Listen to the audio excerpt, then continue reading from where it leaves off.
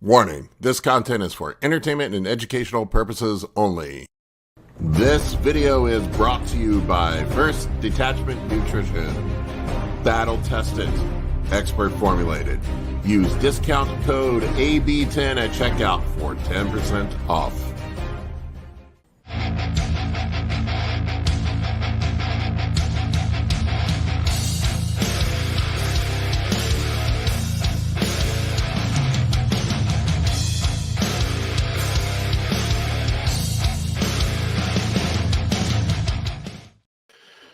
What's up, everyone?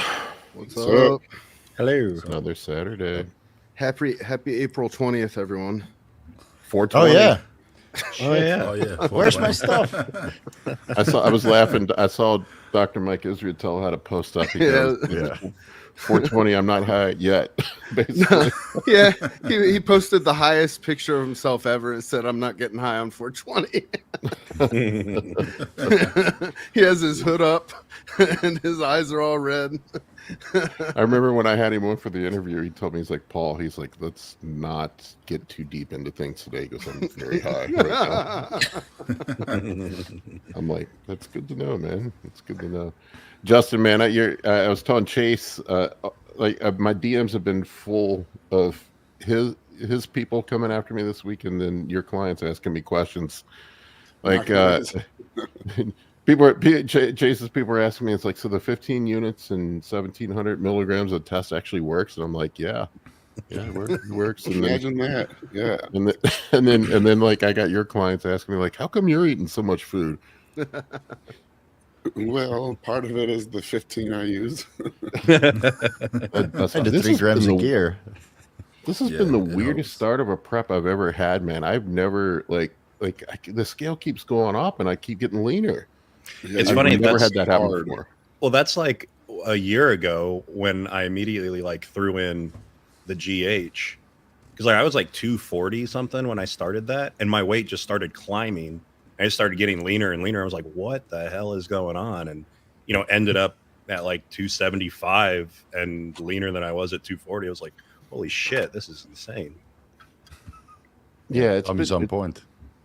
Yeah, it's been wacky, man. It's like I weighed myself at the gym last night and I had to look twice. I'm almost 270. I started off prep at 254. Yeah, it was cool because it was like on my rest days where like my food was really low, I would weigh in the next day and my weight would still be up like a pound, and when it would like drop 3 pounds usually on those days. So it just keeps climbing. Yeah, it was nuts. Paul's Benjamin buttoning into this show. Going backwards. I know the pain's coming soon though. It's going to have to at some point. It's not going to continue. Your hands are holding up. You don't have any carpal tunnel. I've had no carpal tunnel. The only downside I can say from taking all the GH is it makes me tired as fuck, man. I'm like falling asleep at my desk. Although I started the ECY stack. I started the ECY stack today, and I feel like I'm ready to run through a brick wall. The Go pills, Justin, man, my God, man, they're like I can only handle 1. I can't do 2. Yeah, they got a good combination. Well, it's a weird mix. It's really nothing special. It's just caffeine, teacrine, EGCG, and Yohimbine. But we use pretty low Yohimbine. I think we only 2.5 per pill. But it's something about the combination does seem to really kick in. We got another one I'll be coming out with, effervescent tabs.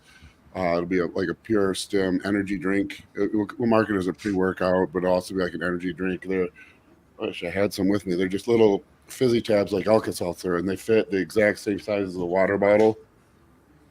As you drop it in. That's awesome. Yeah, it takes about a minute. Tastes good. But the coolest thing is I can't say the ingredient, but we got a new ingredient in there that if you looked around online, you could find it. But if I gave any of the letters away, you'd be able to find it. But it's a really cool ingredient. It's not going to be around very long. But it's got it was originally studied as a nootropic, and then it's found to have stimulant properties. But the most interesting thing is there's like a Z-score. Is a Z-score of like 0.9 subjects report an improved sense of well-being. Wow. And you notice it. It's really weird. You take it and other than the stimulants, obviously, you just kind of just feel like the world's a little brighter. So I'm super pumped about that coming out. We're just finalizing the flavor right now. I don't know what, I'm not like guessing what it is, but I was just thinking like I feel like I get that from Alpha GPC. It's not that, but it's not very differently it's not completely unrelated chemically. Yeah. I've noticed with the growth hormone that I get that feeling too. Like I just feel like Awesome. I don't know. Well, I don't know of a way to describe it, man.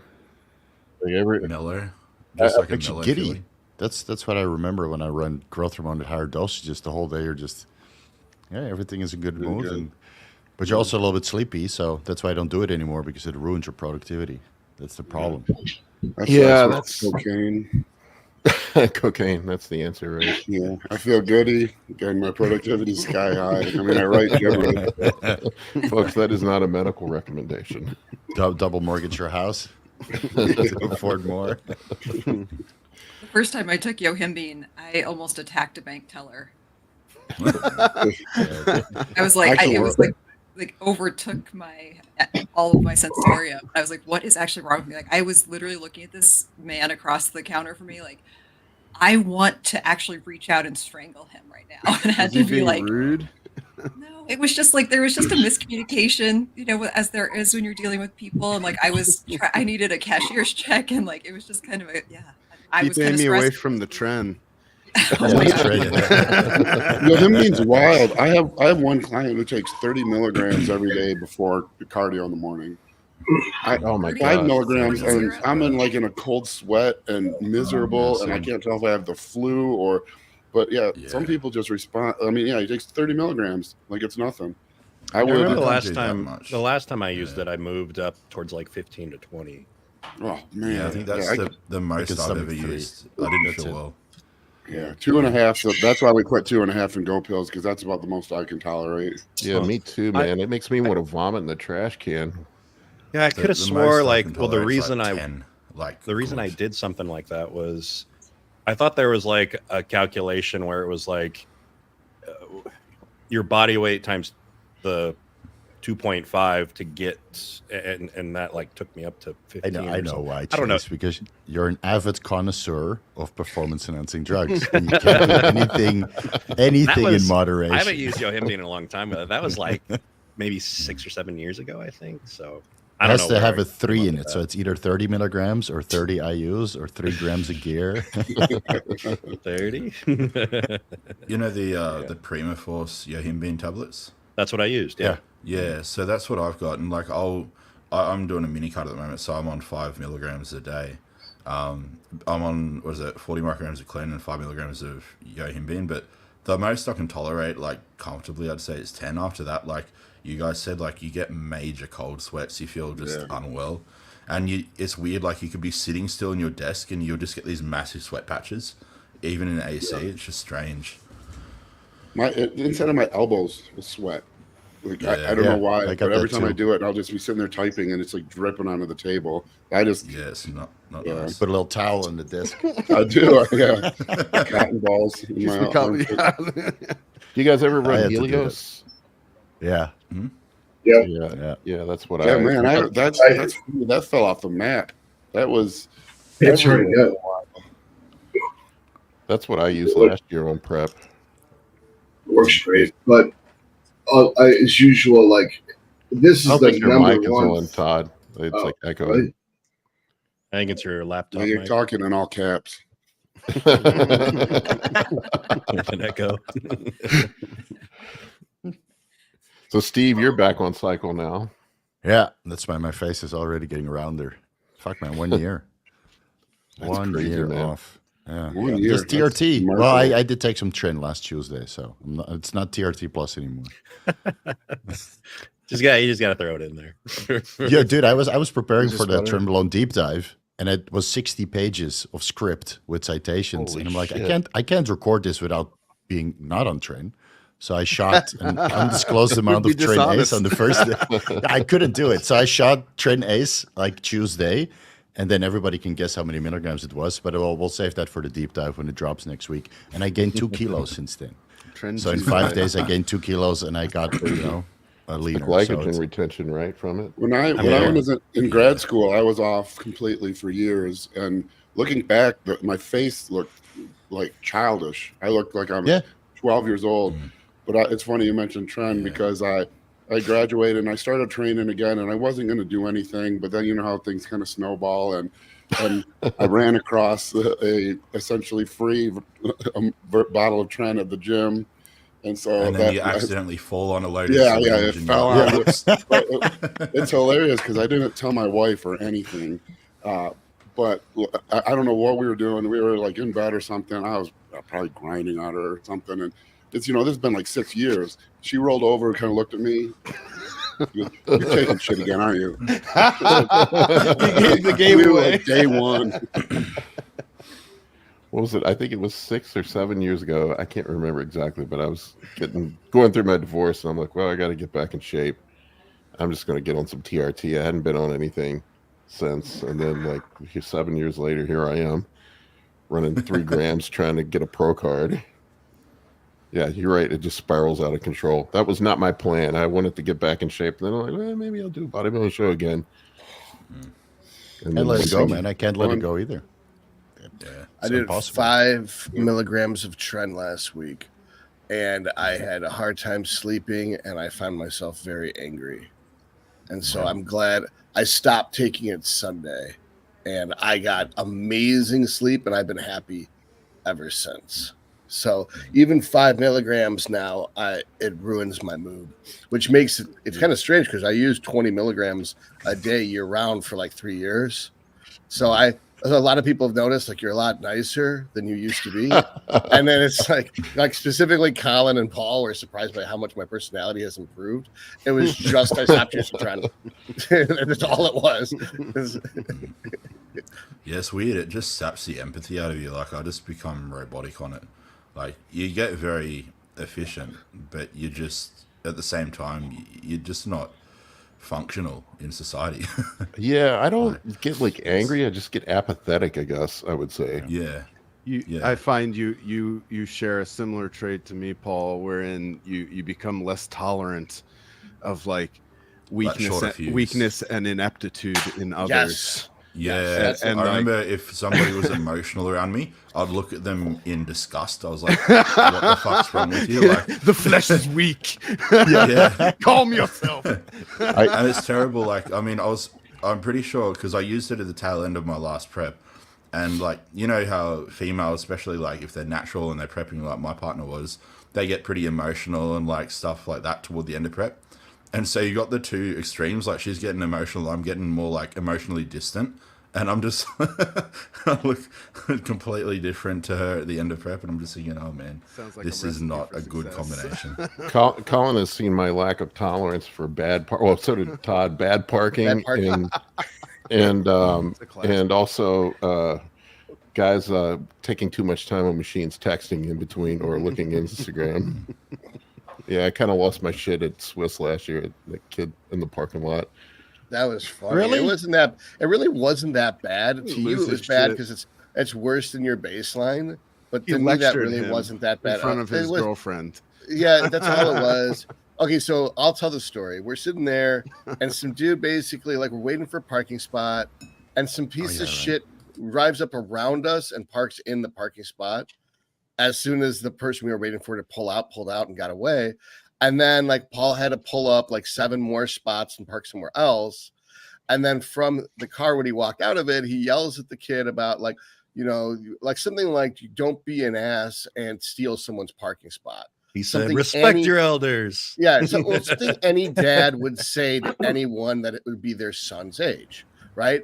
And the kid was with his girlfriend and he's like, sorry, man, I'm just 16. And that was it. That was the whole interaction. But like Paul, it's like a big fucking deal. Like he didn't pull an axe out. He didn't say, I will crush your skull and eat your brains. Like he didn't say anything that a normal trend up person would do. He just acted like a normal adult dude to their own kid. Just the kid who wasn't his kid. I did ask that kid at the gym that was on his phone on the what was it, the fly machine. I asked him how many sets of Instagram he had left. To me, that's just funny. Yeah, I'm like, dude, let's get this going, man. I got a workout to do. You're over here fucking off. Yeah. That's why we made the hard rule, right, Paul? We train after 9 o'clock. I've been training later, man. Colin knows. He probably gets tired of me training. You have at to go later, otherwise you're gonna get in fights because people are in the way. Well, it's not even that. It's like turns into a live Q&A. Colin's been witness to it. It's like I can't get a workout in.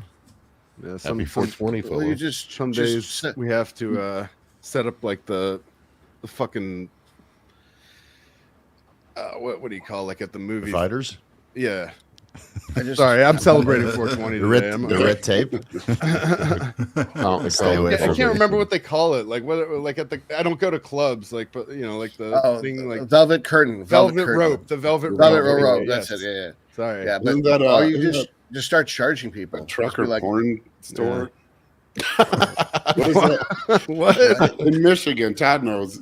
You drive across I-94. I don't know. They might not be around anymore because now there's the internet. But there used to go. It was called the Velvet Rope or something. You go in and there'd be like 20 rooms, and there'd be a TV in each room that you could hardly see because it was completely covered with half babies. Half babies. They used to be at truck stops. Oh, man. I'm dating myself because they probably haven't been around since the internet. There's women present, right? Amy, did you realize what you were getting yourself into? Oh, absolutely. All right. That's where a boy goes to become a man.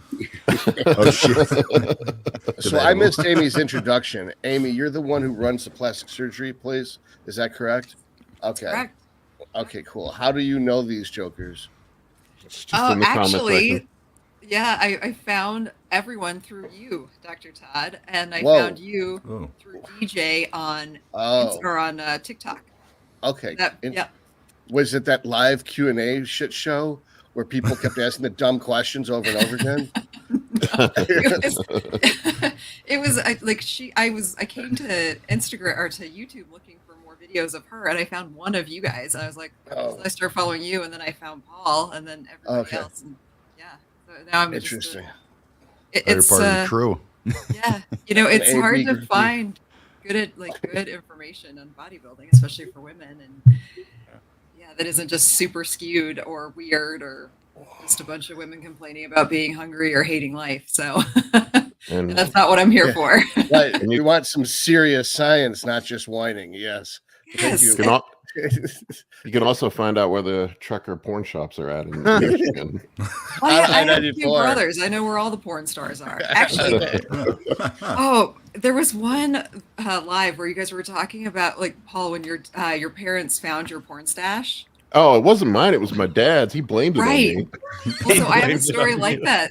So I had gotten a chair, and my brother had been using it for a while I was moving, and so the chair's in my apartment, and I had gotten back from the grocery store, and it literally exploded a bag of rice when I was taking it out of the bag. So I'm, vacuuming everything and cleaning up all this rice that had gone everywhere, but also dumped all over this chair. Well, so this chair had you could plug it in, it had like a massage function on it. So it had this back panel that Velcroed up. So I had pulled the Velcro, and all of this porn came out. So much porn. So I'm like, clearly this is where my brother was stashing his porn. Well, we lived like miles apart, like a long way apart at that point. So I'd called him. I said, I was cleaning this chair and I found all this porn. He goes, what'd you do with it? I'm like, well, I threw it out. It wasn't my kind of porn. But this was, he was pretty upset that I threw it all away. I'm like, were you going to drive down here and get it from me? Like, it's before the internet. Yes, it was before the internet. Yeah, take it to the UPS store. Everywhere. All right, they have boxes there. They'll help box the porn up. Be vintage porn now. He could have been on Antiques Roadshow at some point. Making bank off that vintage porn. $100 a magazine. Not for your lack of foresight, Amy. Come on. The 1984 Hustler. Yeah. Yeah, I went. That story's worth telling again. I went away for summer for a music thing I was involved in, and I came home and there was like a stack of them sitting on my bed, and my mom was there. Like, she's like, "I'm very disappointed in you," and I'm like, "I don't Oh know my where the fuck this came from. I have no idea. Where did this come from?" And I see my dad behind me, just with his eyes wide open, going, "Oh no!" Hopefully like, they were "All good right." ones. Was he into something weird? It definitely Over 40 mamas.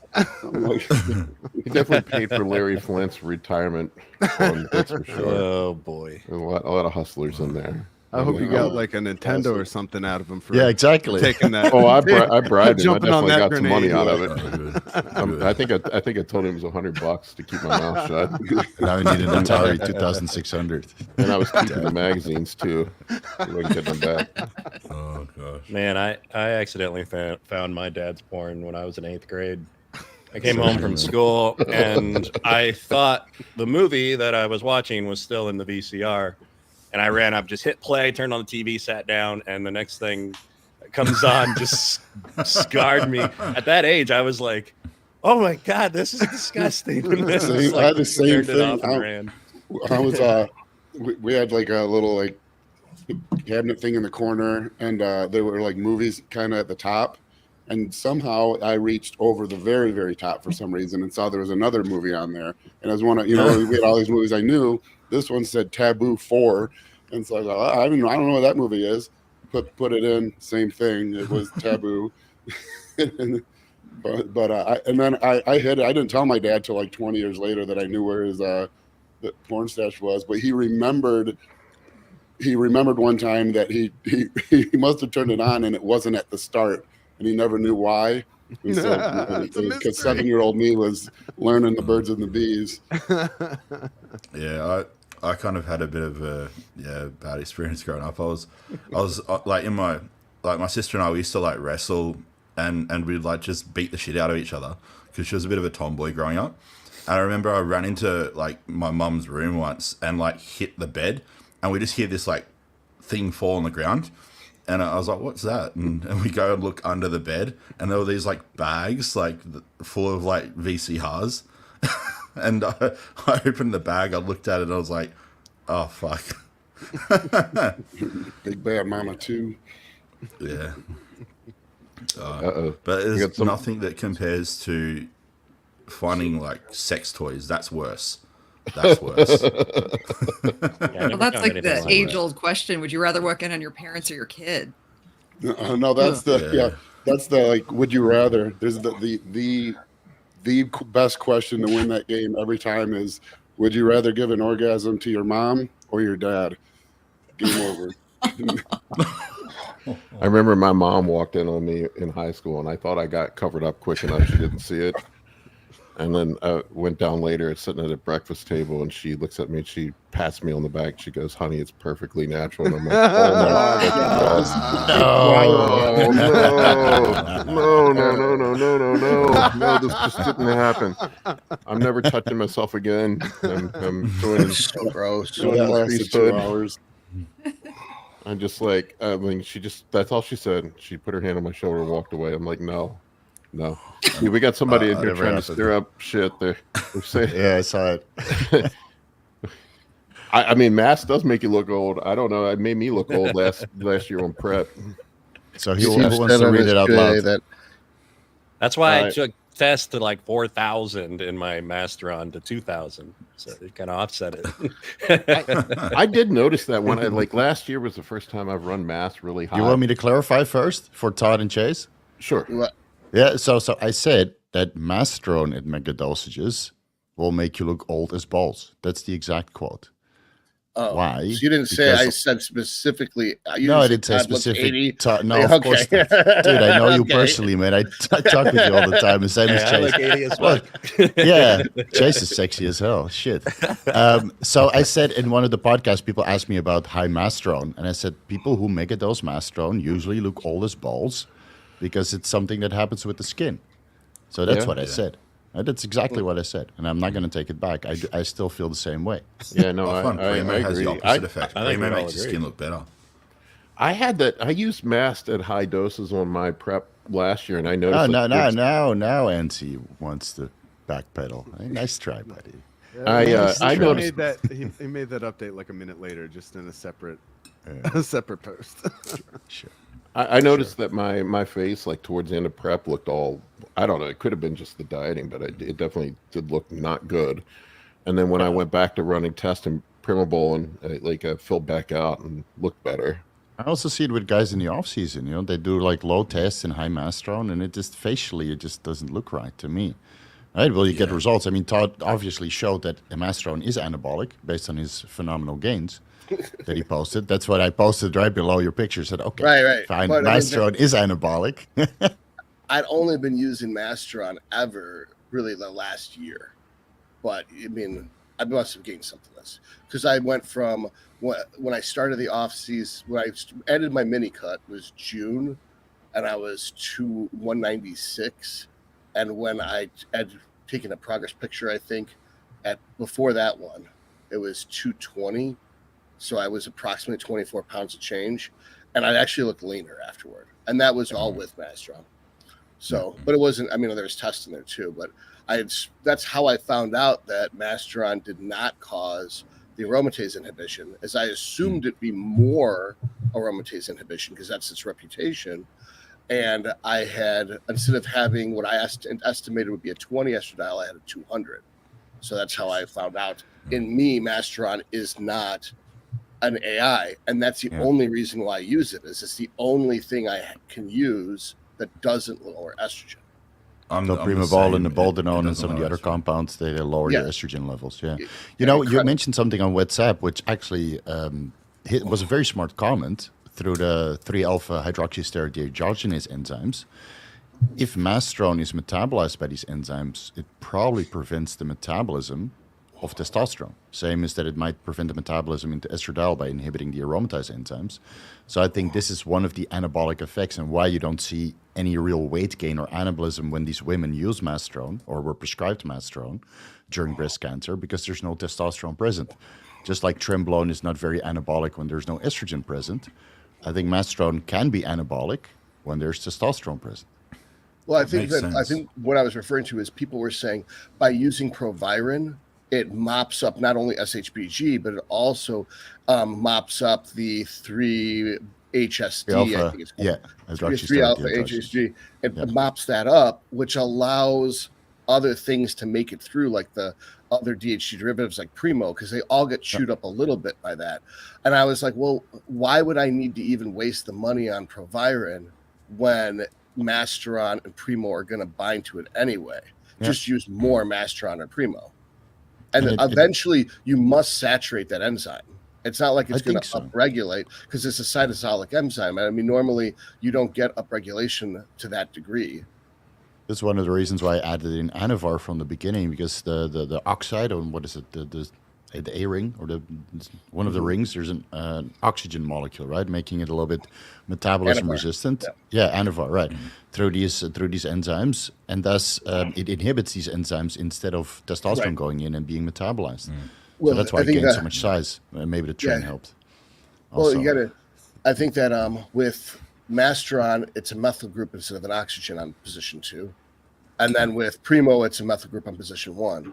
So they all create the steric hindrance at the same basic location. You'd think, if anything, Masteron would be more resistant than Primo, because the steric hindrance for a 2' methyl group should be greater than the resistance for a 1' methyl group. If the assuming binding site of the 3 is the 3 carbon. Yeah, and so there's nothing in the scientific evidence that either explains or disproves this. So it could very well be the case. Again, I'm reviewing all of the scientific literature now, and with Masteron, I was done in a day. Right. Well, that's the thing is, I mean, it was me a month. It was 100% accurate at what you said, which is there's just no evidence supporting the Masteron grows tissue, but there's no reason that it wouldn't either. You know, like, and what I always use steroid. Right. Yeah, I always use the example with Victor. It's like, I don't have a double-blind study telling me that my grass is cut, but I saw the truck pull up. I saw the guys driving around with the lawnmowers on my yard. My allergies are burning. There's green clippings on my driveway and in the street, and the grass is shorter. I don't need a team of scientists with clipboards to tell me my grass was cut. You got a mad pump in your forearms. during that time. Well, that's the whole. Talking about that's the whole VB, debacle. did you guys see the good news? Yeah, well, he just switched his other. Who's this VB guy? Does he have an Instagram page I can follow him at? Or Venereal Bob. Shane Wallace, our friend. But yeah, no, that's the whole thing about being evidence-based in practice. So, I mean, it's not about just looking at what the literature says. It's basically finding that common ground between anecdote and the literature, because, I mean, one's never going to have all the answers. It's a matter of just basically, mix and matching the two. Evidence-based bodybuilding is bullshit. Yeah, 100%. The evidence is so lacking that it basically means that you will not be anywhere close to the people with actual experience through coaching. Yes. You can say that you're evidence-based, and it means that you're decades behind. Because, like Boldenone, for example, extensively studied in the context of kidney toxicity, and none of these studies have been performed on the other steroids. Yeah, Right. So, and also, I mean, I think all steroids are kidney toxic. You have to do two legs of the study. You got to do a control, a testosterone, and a boldenone. Otherwise, it's completely invalid doing a control and a boldenone and no test. It's biased. It's incredibly biased. But the thing is, I remember, Steve, you had what was his name? His name was Alec or something. There was a coach, Northern European coach. He was on Mitrevski. your channel. Yeah, and you were speaking about boldenone with him, and he mentioned because he obviously has, what's that disease he has again? So he has some autoimmune disease. I'm not entirely sure what it's called, but he's still battling it. Yeah, it's quite sad. It's quite annoying for him. And so he has to get kidney biopsies, and I think he said that there was no kidney damage outside of the stuff from his autoimmune disease. Like there was no kidney damage that would have been caused from anabolics, and he was using a boatload of equipoise or boldenone. So it goes to show there's some like actual hard evidence there that it potentially isn't as kidney toxic as people make it out to be. The irony is doing the biopsies is what's the most damaging. You're sticking a bladed instrument into your fucking organ. That's a bad idea. Yeah. It's like it's kind of bad. So Trenbolone is dropping next week, hopefully. Lupus, wasn't it Lupus? It was Lupus. He still doesn't get it diagnosed. I can't remember what it's called, but it's something pretty serious. He was on prednisone for a while, and they told me for years I had lupus. I was misdiagnosed and ended up having Lyme's disease. It wasn't even lupus. For years, I went through this shit. Yeah, it's very easy if you're a bad doctor to make a misdiagnosis. Yeah, and that's generally if you have insurance between lupus, Lyme disease, several gut. I mean, like the crossover is almost 1-to-1. There'll be like eight mold toxicity. It's all for poorly understood. Same thing happens with psychological disorders too. I mean, the amount of people that have been diagnosed as bipolar and actually have ADHD or ADHD and autism is pretty staggering. Well, there's a reason for that. Is you can't bill unless it's an Axis 1 disorder. Axis 2 disorder is treatable. So in order to bill insurance, they have to give you an Axis 1 disorder. So typically, if a girl's, let's say, borderline personality disorder or histrionic, they'll just bill it as a bipolar disorder. Yeah, Lyme disease, like a guy was saying, Lyme disease is no joke. It fucked me up for years, man. I was on antibiotics for almost 2 years straight. And then I ended up having all sort of colitis from it. That was part of the reason why I got back on PEDs, because it just turned my body into mashed potatoes. I got skinny fat. It was awful. I still have some lingering issues from it. Like I have arthritis in my hands, and there's some other shit that goes on. So, but if you take enough growth hormone, anything's possible. That's what GH15 used to say. Yeah. Everybody talking about my head being huge from taking growth hormone. I'm like, bros, my head was huge when I was born. You should see my family. Feel bad for your mom then. Yeah. My son has a head his head looks like a light bulb. Man, they don't genetic, unfortunately. I did get the GH horns though. That's cool, because those are good for headbutting. That's what you're supposed to use when you headbutt people, is where the horns are. I'm serious. So the more of a bony protrusion you get there, the better you can break noses. Because you just grapple and you're stronger, so they can't get away, and you have long arms, so they can't punch you. Then you just pull them in and just break their face with your horn. The bone mineral density is twice as high, so it just shattered their skull. I saw a video recently Maxillary of sinus. Fighter in one championship, a Muay Thai fighter who blocked his opponent's jab With his fist, with his head. No, with his forehead. Just by There's doing an old this movie. at the right moment, and then knocked him out off of that. Like I just never seen it done. There's an old movie called like Gladiator, old from like the 80s. There was a newer Gladiator. It had Brian Dennehy in it, and that was his move. Was to I block remember. a punch with his forehead and then break the other guy's knuckles. Yeah, Brian I'll Dennehy. break your hand with my face. That's a martial arts style for the really lazy people. You just you put your hands behind your back when they throw a punch. You just that's what hand that with was. your That was like face. the thesis of the main fight at the end of the movie. Yeah. That's funny. Anybody It's here like- see the remake of Roadhouse? Oh yeah, it's great. What It's is great if the- you don't take it seriously. You just The can't That's take it one, but seriously. it's nothing you'll beat the original. Patrick The Swayze. funniest things No. though are the memes of people acting like Conor McGregor. Yes. He was so bad. Conor McGregor was like a leprechaun on coke. He was awesome. It's so funny. The last scene that they fight in the bar, that's all CGI. If you look at their feet, you can see that they're on a mat because they're wobbly. So they're not even in that bar. Yeah, I looked at the feet. I'm like, wait a minute, what's going on? You see them just sink into the floor. I'm like, oh, they're on the mat. Interesting. It's just a complete green screen, and then they're filming around it. And once you see that, you can't unsee it. So it completely took me out of the movie. I won't rewatch it then. I don't want to see that. I haven't Go seen watch it. Rebel Moon if you want to be disappointed. Oh my God. Yeah, saw that was Rebel Moon. Did you horrible. see part That two? was horrible. Oh my What, god. part two or It was part so one? bad. Part Okay, two so just Zach released. defended it. Yeah, Zach yeah. defended it. What he said was it was supposed to be an R-rated movie, and then they chopped it up so bad they made it PG-13 to make money, and that's why it sucks ass. So his director's cut is coming out, and it's the Yeah, Joe R-rated Rogan. version, and it'll Good. actually make more sense. It's supposed to be I'll R-rated be keen Star to watch Wars, that. but if you take out the R-rated, it's just a poor man's Star Wars. I just don't want to invest another 8 hours into an extended edition of Zack Snyder, not knowing if it's going to be good or not. You know, I'm short on time. I can make 2 whole videos in 8 He hours. doesn't have the best track record.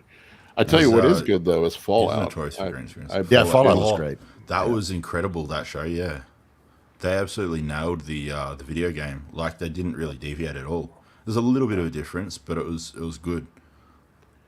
Yeah, I it went in was for Skyrim.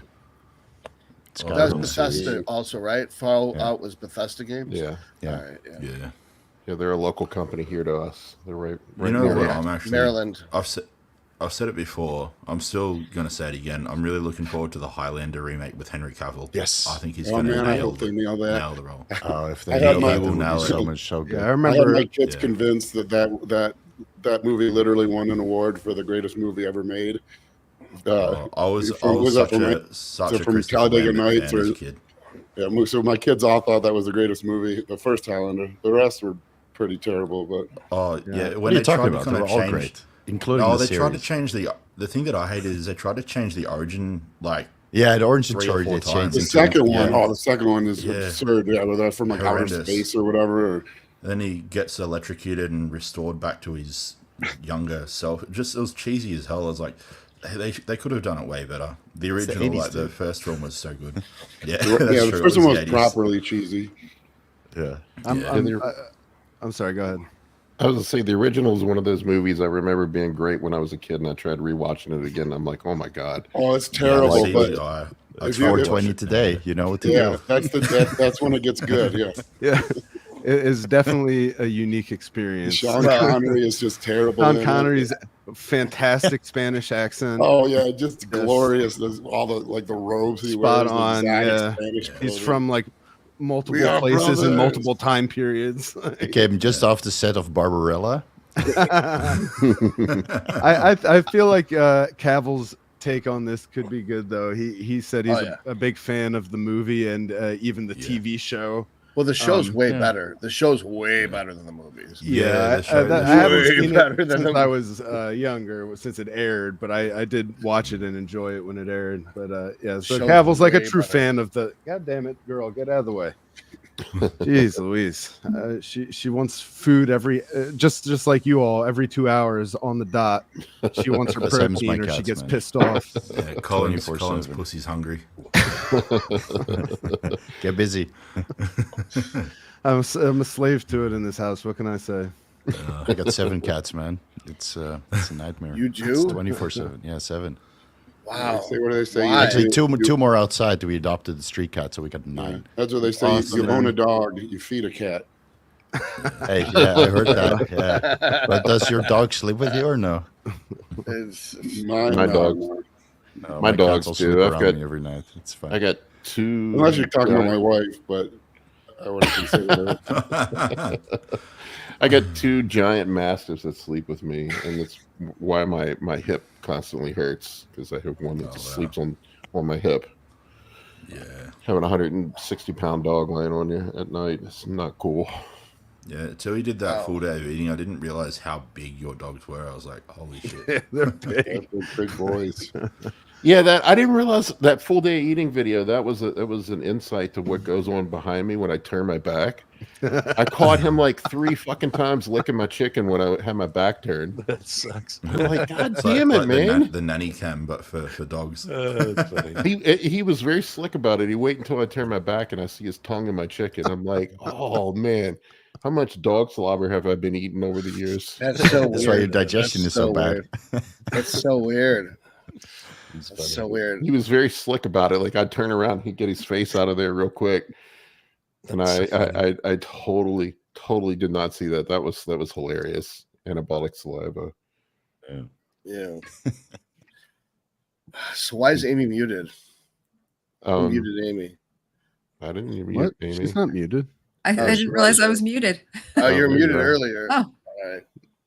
No, I don't think so. It's just nodding I'm just along. like female Ryan. I'm just sitting here. Ryan's not here today to sit in silence. So I'm taking his place.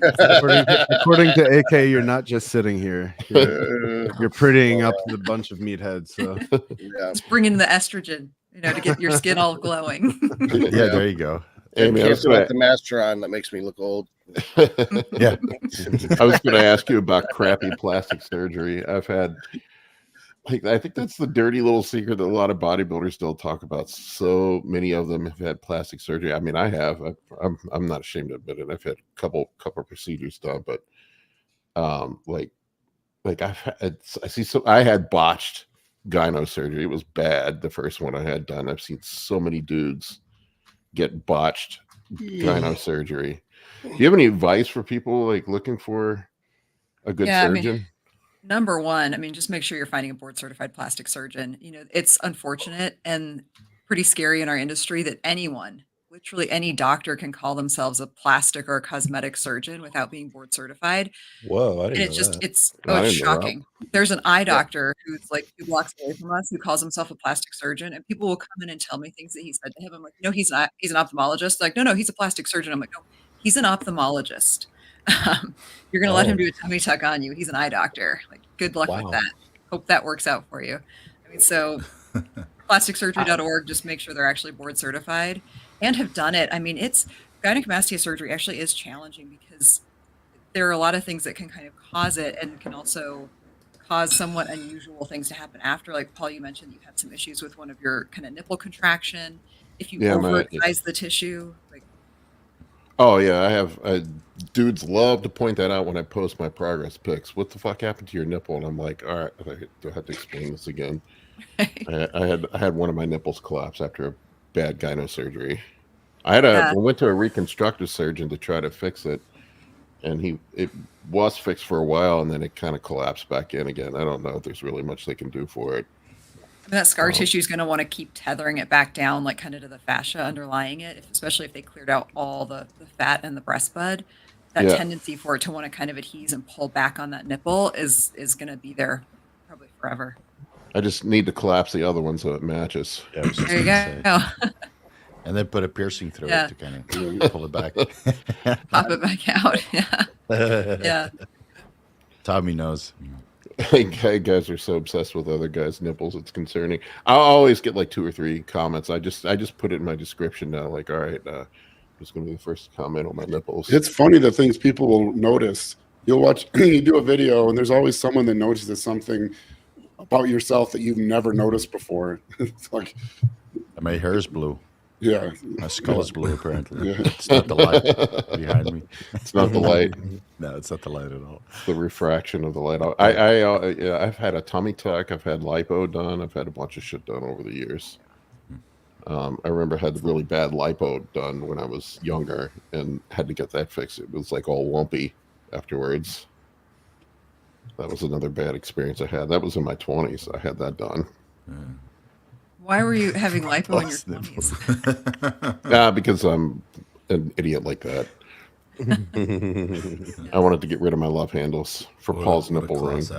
$20. Thanks, Tommy. I'll get a fancy. I'll send you one from AliExpress. If you did get your nipples pierced, no one would see that it's retracted because the weight of the ring would pull it forward. Yeah, and I have what makes it like skin color. Double worse is like the right one has a little bit of gyno that's growing back under it. It's like a marble size. I need to go get that cleaned back out, so that one protrudes even more. So it, like, they don't work. One's an outie and one's an innie, so it definitely doesn't match. That's probably why. If you got them both to be innies and then you both put rings in them like a pirate, and the ring into an outie, then it would totally. And then you build up your lower pecs so that it pushes out against the skin. That would be I feel like I know nothing about my nipples. I'm gonna go in the bathroom after this and like don't like it's again. I feel like is bliss. Really underappreciated my nipples over the years. Be original. Get one big bar that goes through both. You're just flawless, so no one points out your flaws. I had my left pec done 3 times. I had to get it done 3 times to get it right. 3 times, and then this. So I always wondered this, right? Let's say you have a little bit of gyno on one side. Would it be a feasible option just to blast test nandrolone and growth hormone and just get all of the gyno formed and then get it removed after the inflammation is settled? Maybe. Is that like a viable option? My opinion is that because they have to leave some of the breast tissue anyway, it doesn't really help. Because, for instance, I still can't use gyno. I still can't use DECA because it's going to make the breast tissue that's there turn into gyno. So, like, if you remove all of it, that's when you're going to get the problem Amy was talking about, where you've got an inverted nipple. Well, but that's a very logical approach, and that's what I thought I was getting into when I got the surgery, but it's not what ended up happening. How about is there any sort of synthetic tissue that's accepted by the body that they could put in there in place of the actual gland? Like a 12cc breast implant? No, you can do fat injection into the area though, especially if you have an issue that's tethering. We'll go in and put a little bit off when you get ready for the next show though. Yeah. What about synthol? That's synthol? Probably. It's a temporary fix. A little bit of hyaluronic acid, just like right underneath the nipple to kind of puff it up, like what they do with the lips. You could. We've We've had some like patients. these googly eyes. It's like the perfect roundness. Slide it in. That's one of those over there. Yeah. Where'd you get that from? Which kid did you steal that from? My kid is putting these all over for me to find. So there's one like blocking my camera right now. I'll go to grab a doorknob and there's a googly eye. But my 8-year-old selling. She created this company, Cora Coco LLC, and she's selling pebble pets on Amazon. Oh. They're like basically like pebble-sized pet rocks with a backstory. And she just came up with this idea. She's selling them every day, all day. That's not a bad idea at all. she's got her own money now. That's great. That's awesome. She's 8. That's lucrative. It's on par with my because we do all the mailing for the Tropane stuff.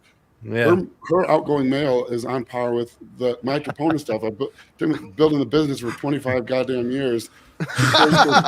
Pebble Pet selling rocks on Amazon, and she's selling hundreds of dollars a day as an 8-year-old. What the hell? Where are you getting your rocks from? From the backyard? Yeah, the backyard. We have landscaping. So That's free to her. awesome. I paid for it, but it's like an office space. She's selling the pet rock, and you're selling the jump to conclusion mat. As long as it's not moon rocks, then it's okay. And then now, funny, and then so people like, well, I don't know how they're finding it because it's brand new on Amazon, but you know, we get some product reviews, and one grandma says something about how something I can't remember, like someone died in the family or something, and so she bought this, and she created a backstory about where the pebble came from and how it was really sweet and stuff. But yeah, it's like it's taken off. It's really wild. All right, so she's got like, retire soon. Who set up her LLC? That's my first one. Who set up the 8-year-old LLC? Well, she didn't set it up. We set it up. But all right, so it's in someone else's name, though, right? No, it's in her name. Okay, and then who's got the bank account? Her bank account. We created her business. I had my first bank account at 8 too. That's why I was asking. Yeah. And no, then she has a business, but Chase business. Does she do her own emailing with her customers? No, we do. But you can see she's if I shared one of her posts on my story, but she does some funny Instagram posts and stuff. She did one like Amy, who sings that song? Is it Amy Grant? Not In the Arms of the Angel, that Adopt a Puppy song. Those commercials. She did one Sarah McLachlan. about Sarah McLachlan with about these sad pebbles just looking for a home, and they're hilarious. And she did another one with Dolly Parton. Dolly Parton working 9 to 5, you know, and it shows her like businesswoman doing her. But so Justin is employed by his own daughter. Yeah, hopefully she'll take you on. She writes the backstories for each pebble. Yeah, I mean, there's not much. It's just like, I mean, you can go if you go to Amazon, see it. You know, like it's just a pebble with googly eyes. You know, and we have like a little box, and it's got a clear. You can see through into the box, but it was just like. I can't even remember how it started. She learned about pet rocks or something, I think, and she thought that was hilarious, you know. And I explained to her like what novelty gifts were and how, and then she's like, "Well, I can do that. I'll just do. Let me do." And she designed her own logo. Well, so her logo is basically this, but I took that and did some graphic work on it, and so she's got like a cool logo that's actually her handwriting. Yeah, she all the idea was herself. She picked the packaging because she wanted a clear plastic thing so you could see your pebble inside it. And I don't know where she gets this like tinsel or something that she places them in. But we're all set up for shipping, you know, because of Tropane and First Detachment and everything. So it was easy to do to add everything to it. But she knows how to run the printer label. She knows how. It's fun watching. That's wild. Well, now she has an ad and start scaling.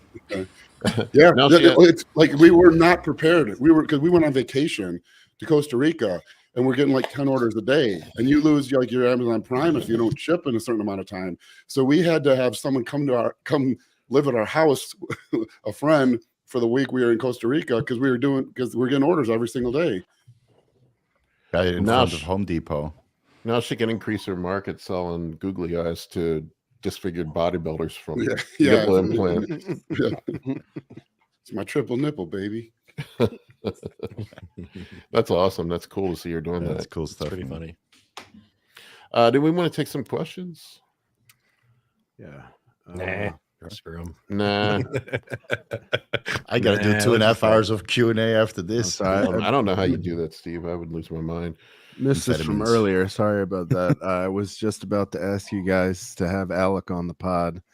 He has drug-induced lupus syndrome from either Minox. I don't know what that is. Minoxidil or cocaine. He doesn't know. Minoxidil. I don't know the shorthand. I'll shoot him a message after we're done. And then, I mean, he's very knowledgeable. Wait a minute. Was that like Rogaine? Rogaine gave him lupus? Yeah, I'm trying to figure out the mechanism on this also. I don't know.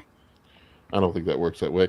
Emperor Sheev is a famous role. He likes putting fun comments up. But cocaine is good though. Fantastic. Until it wears off. Anyway. Yeah, until it wears off. Until it wears off. Yeah. I remember. I don't know if I should say this.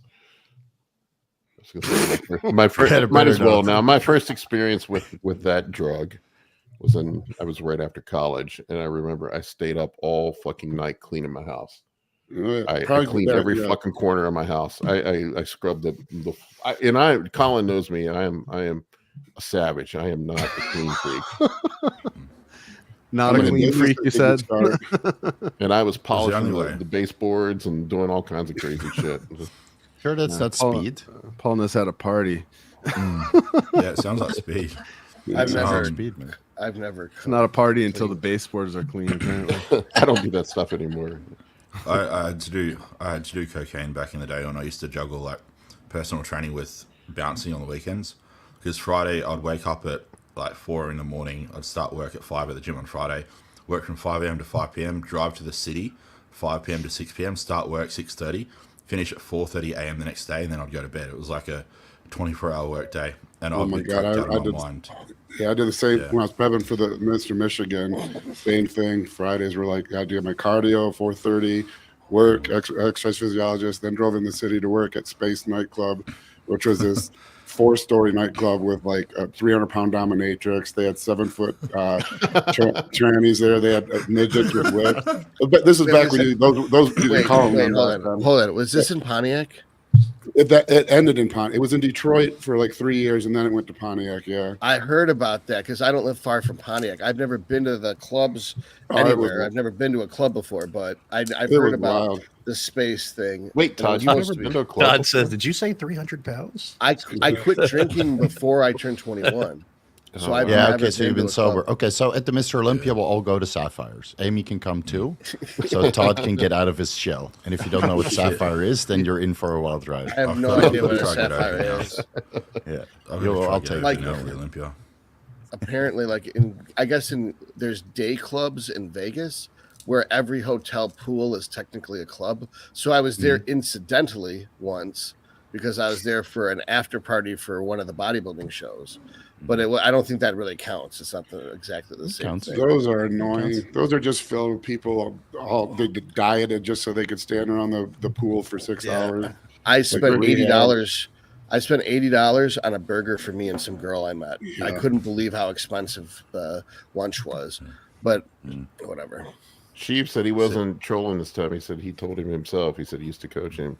So we'll have to have him on and talk about that. That would be interesting. Yeah, I'll shoot him a message to reach out. Yeah, Alex is a good guy, or Alec is a good guy. Yeah, guys, I gotta go. I gotta prep for my Vigorous Q&A. All right, Steve, thank you for coming on. Fun. Thanks for coming. Thanks, guys. I'll talk to you guys soon. Yeah, I'll look forward for the deep dive on Tren.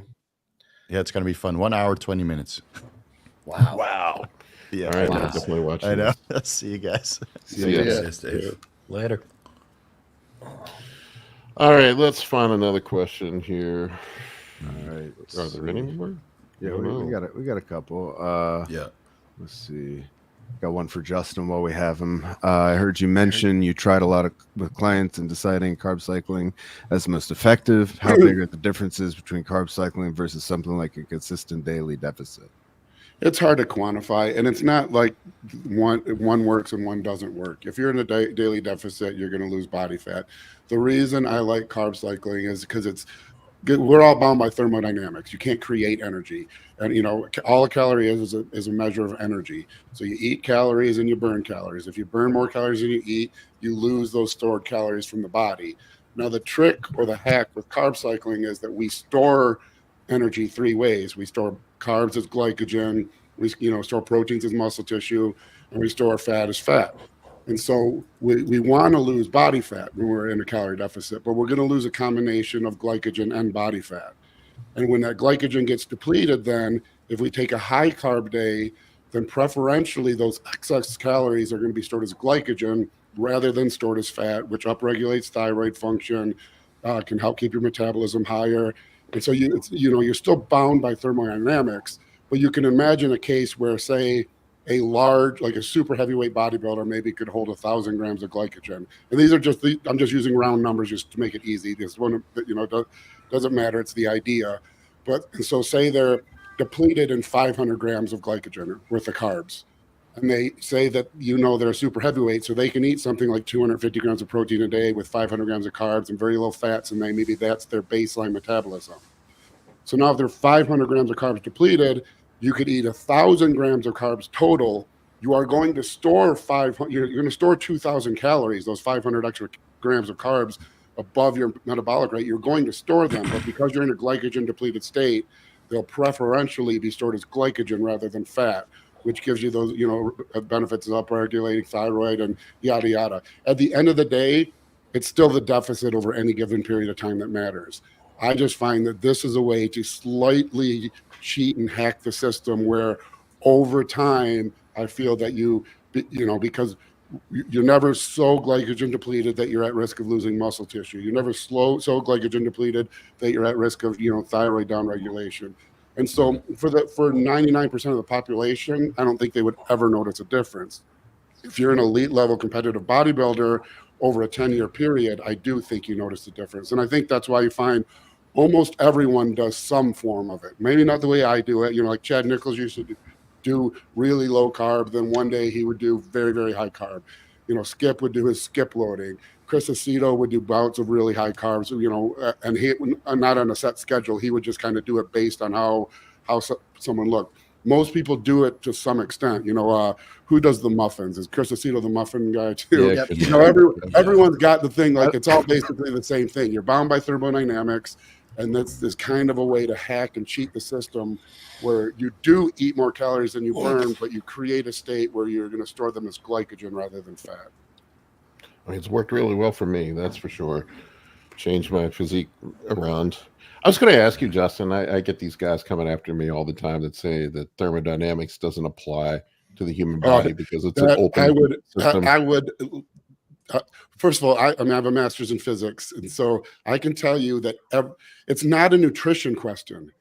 Calories in versus calories out is not a nutrition question. A calorie is a unit of energy. That's an energy question. That's a thermodynamic question. And one of the most powerful laws of the universe is that energy cannot be created or destroyed. It's the first law of thermodynamics. And if that was not true, if thermodynamics did not apply, then screw nutrition. We can create energy out of thin air. The second that doesn't apply, you're the world's first trillionaire. We're no longer dependent on oil. We're no longer dependent on gas. We just create energy out of thin air. And on top of that, not only are you the world's first trillionaire, but you immediately win the Nobel Prize, because every physicist of the last 150 years has dreamt of disproving the conservation of energy. Yeah, Todd. Yes, Todd. I thought you were raising your hand for the class. I'm trying to get the goddamn camera to do what I want it to. Now, correct me if I camera. That's an ass. Questions, yes. Thermodynamics applies to everything. I mean, and it's a deeper. And I've commented a couple of times. It's a much deeper thing than even just the conservation of energy. It's related to the law of entropy. It's what energy is. It's the quantized values of energy. So at its core. Like if you go to an electron has energy states. And the reason they call it quantum mechanics is because it can't just have any energy state. It can only have quantized sets of energy. And then the quantum number for energy, or letter for energy, is N. So you can have N1, N2, and they're distinct energy levels. And it's the root of our entire understanding of everything that involves science and mathematics. It's a mathematical theory. The reason your phone works, the reason our cars work, the reason we have the internet, the reason we are broadcasting live right now, all of that is dependent on conservation of energy. If it was not true, the universe would exist in a completely different state. And we would be able to just go like that and create a warp drive, or we would be able to just go like that and drop fat from our body, or go like that and not need oil anymore. It's not a nutrition problem. It's funny that you say that, Justin. The very same people that think we don't need oil, that you should be able to drop fat instantly, are the ones that think that math is racist. So trying to explain to them how thermodynamics works is pointless. They have no touch with reality. Yeah, so it's from what I recall. Justin, correct me if I'm wrong. From what I recall, it's been a long time since I took a physics class. It's been 20 years. But the difference between an open and a closed system, to distill it down to its simplest form, is just a pot of boiling water, one with the lid on, one with the lid off, right? Essentially, yeah. And we are an open thermodynamic system. We're closed with respect to how we like energy. We're open in that we we transfer energy differently. But as far as like nutritionally and food going in, it's no different than your car. It's absurd. It would be like saying I filled, my gas tank is empty, but I still keep driving. Because all gasoline is we utilize it for energy. So we fill our gas tank up and we drive it till the gas tank's empty. Our bodies are the same. We have 3 gas tanks. We have muscle gas tank, fat gas tank, and glycogen gas tank. But the same thing applies. If we fill up 20 miles worth of gas, you can drive 20 miles. You can't drive 50 miles unless you add 50 miles worth of gas. It's not a nutrition problem. It's a thermodynamic problem. It's an energy problem. And it's one of the most powerful laws of the universe, so much so that it basically dictates reality. And so if the fact that the universe exists, if energy wasn't constant, the universe would not look anything like it does. I can't remember who it was. Passionate before. I like it. That one kills me. Because I spent 6 years, if it was just that easy, I want to be a trillionaire. Every physicist dreams of disproving it. So that right there is like the Paul nipple thing. That's how frustrated it is for Paul and his nipples, is you trying to explain thermodynamics to people and me trying to explain to people insulin syringes and how to use them. I can't remember the doctor's name, but there's an internet doctor that's out there saying that it doesn't apply to the human body because it's an open thermodynamic system, and that's even worse. An open thermodynamic system does not change the laws of the universe. No, at all. Dr. Oz? Dr. Oz? How much does Serostin break the thermodynamics? That one you might. Enough Serostin, you might be able to. Yeah, no. It's Dr. Berg. That's who it is. The chiropractor. All right. Well, I think we're done at that point. I'll finish with one thing, because it's not even. It's a property of differential forms, and differential forms are a powerful mathematical tool based around like Lie algebras, and it's beyond anything. Even postgraduate study is when you only kind of start learning about differential forms, but they're extreme. Like Maxwell's equations for electrodynamics. And differential forms get broken down to DF and DF star. All of electricity and magnetism in differential forms are broken down to those 2 equations. The conservation of energy is a differential form equation, and I've posted it a few times on comments when I get heated. But it's not only is it not a thermodynamic problem, it's a core fundamental property of mathematics. I love how when Justin gets heated enough in an argument online, he drops the equations. Zone 5, my heart rate's at 200 right now. I'm pretty sure chiropractic school doesn't have math. Yeah, well, yeah.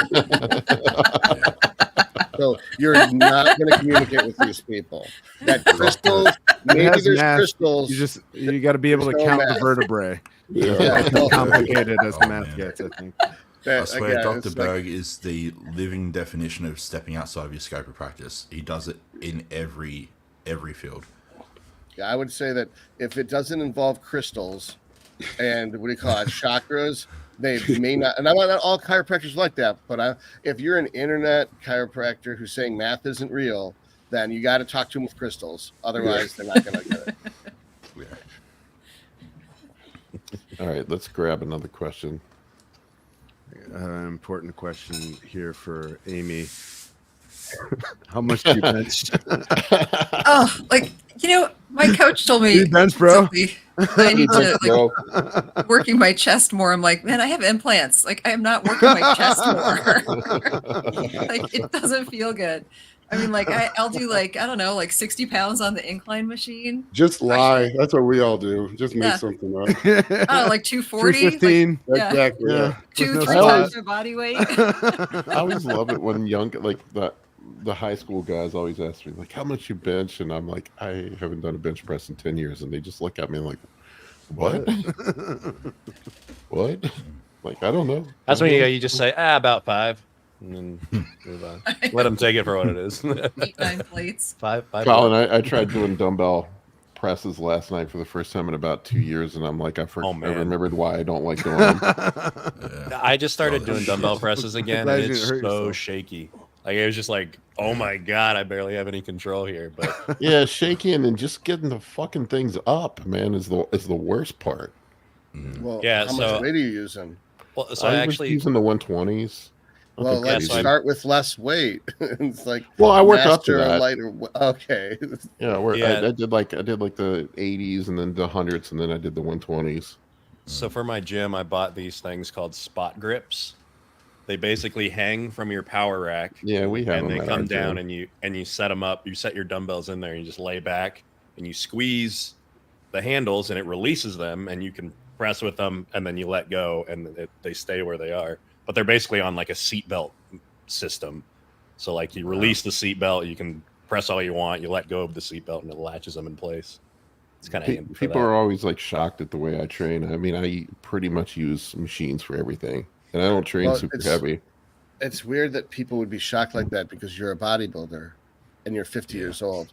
Why would you fuck around with free weights? It makes no sense. Well, that's because it's hardcore. It's the same reason that people get freaked out if they see an athlete not squatting to parallel. Because I bought as if you're ever in a parallel squat position on the football field or or any athletic event. There's just I bought up to 100. I bought up to 150-pound dumbbells and I want to fucking use them. Thousands of dollars in waste just sitting there. I don't think I've dumbbell pressed for ages and bench pressed even longer. But I used to close grip bench 405 for reps, but I was smaller when I did that than I am now. Like 405 straight to the chest, close grip. That's a good topic actually. Like strength versus hypertrophy. Like trained by JP's got some cool posts on that recently because he's the strongest he's ever been, and people in the comments are all confused because he's not the biggest he's ever been. And it's like it's crazy that with all the information out there that it's not universally known that that strength and hypertrophy are not one-to-one correlated. Especially since when we've had TV, you can look at the Olympic lifting at the Olympics and see that those guys don't look like bodybuilders. But yeah, right. It's an interesting point. Is strength is great, and I like lifting heavy, but strength and hypertrophy are not one-to-one correlated at all. Yep. Those are the people who think that they are, or people who look at a nickel and think it's more valuable than a dime because it's big. Yeah. Yeah, that's like when Wendy's at one point went to fight the quarter pounder. Wendy's came out with a third pounder, and Americans wouldn't buy it because they thought it was smaller. Yeah. It's a true story. Only here. You'd have to be dumb as fuck. Only here. And I did a video where I bitched about how fucking stupid the imperial system is. It was like it was a how to cut episode 1 calories. And I basically said, you absolutely must learn the metric system or you're fucked at birth and you're never going to make it in this world. No way. My car gets 40 hogsheads to the rod length, and I like it that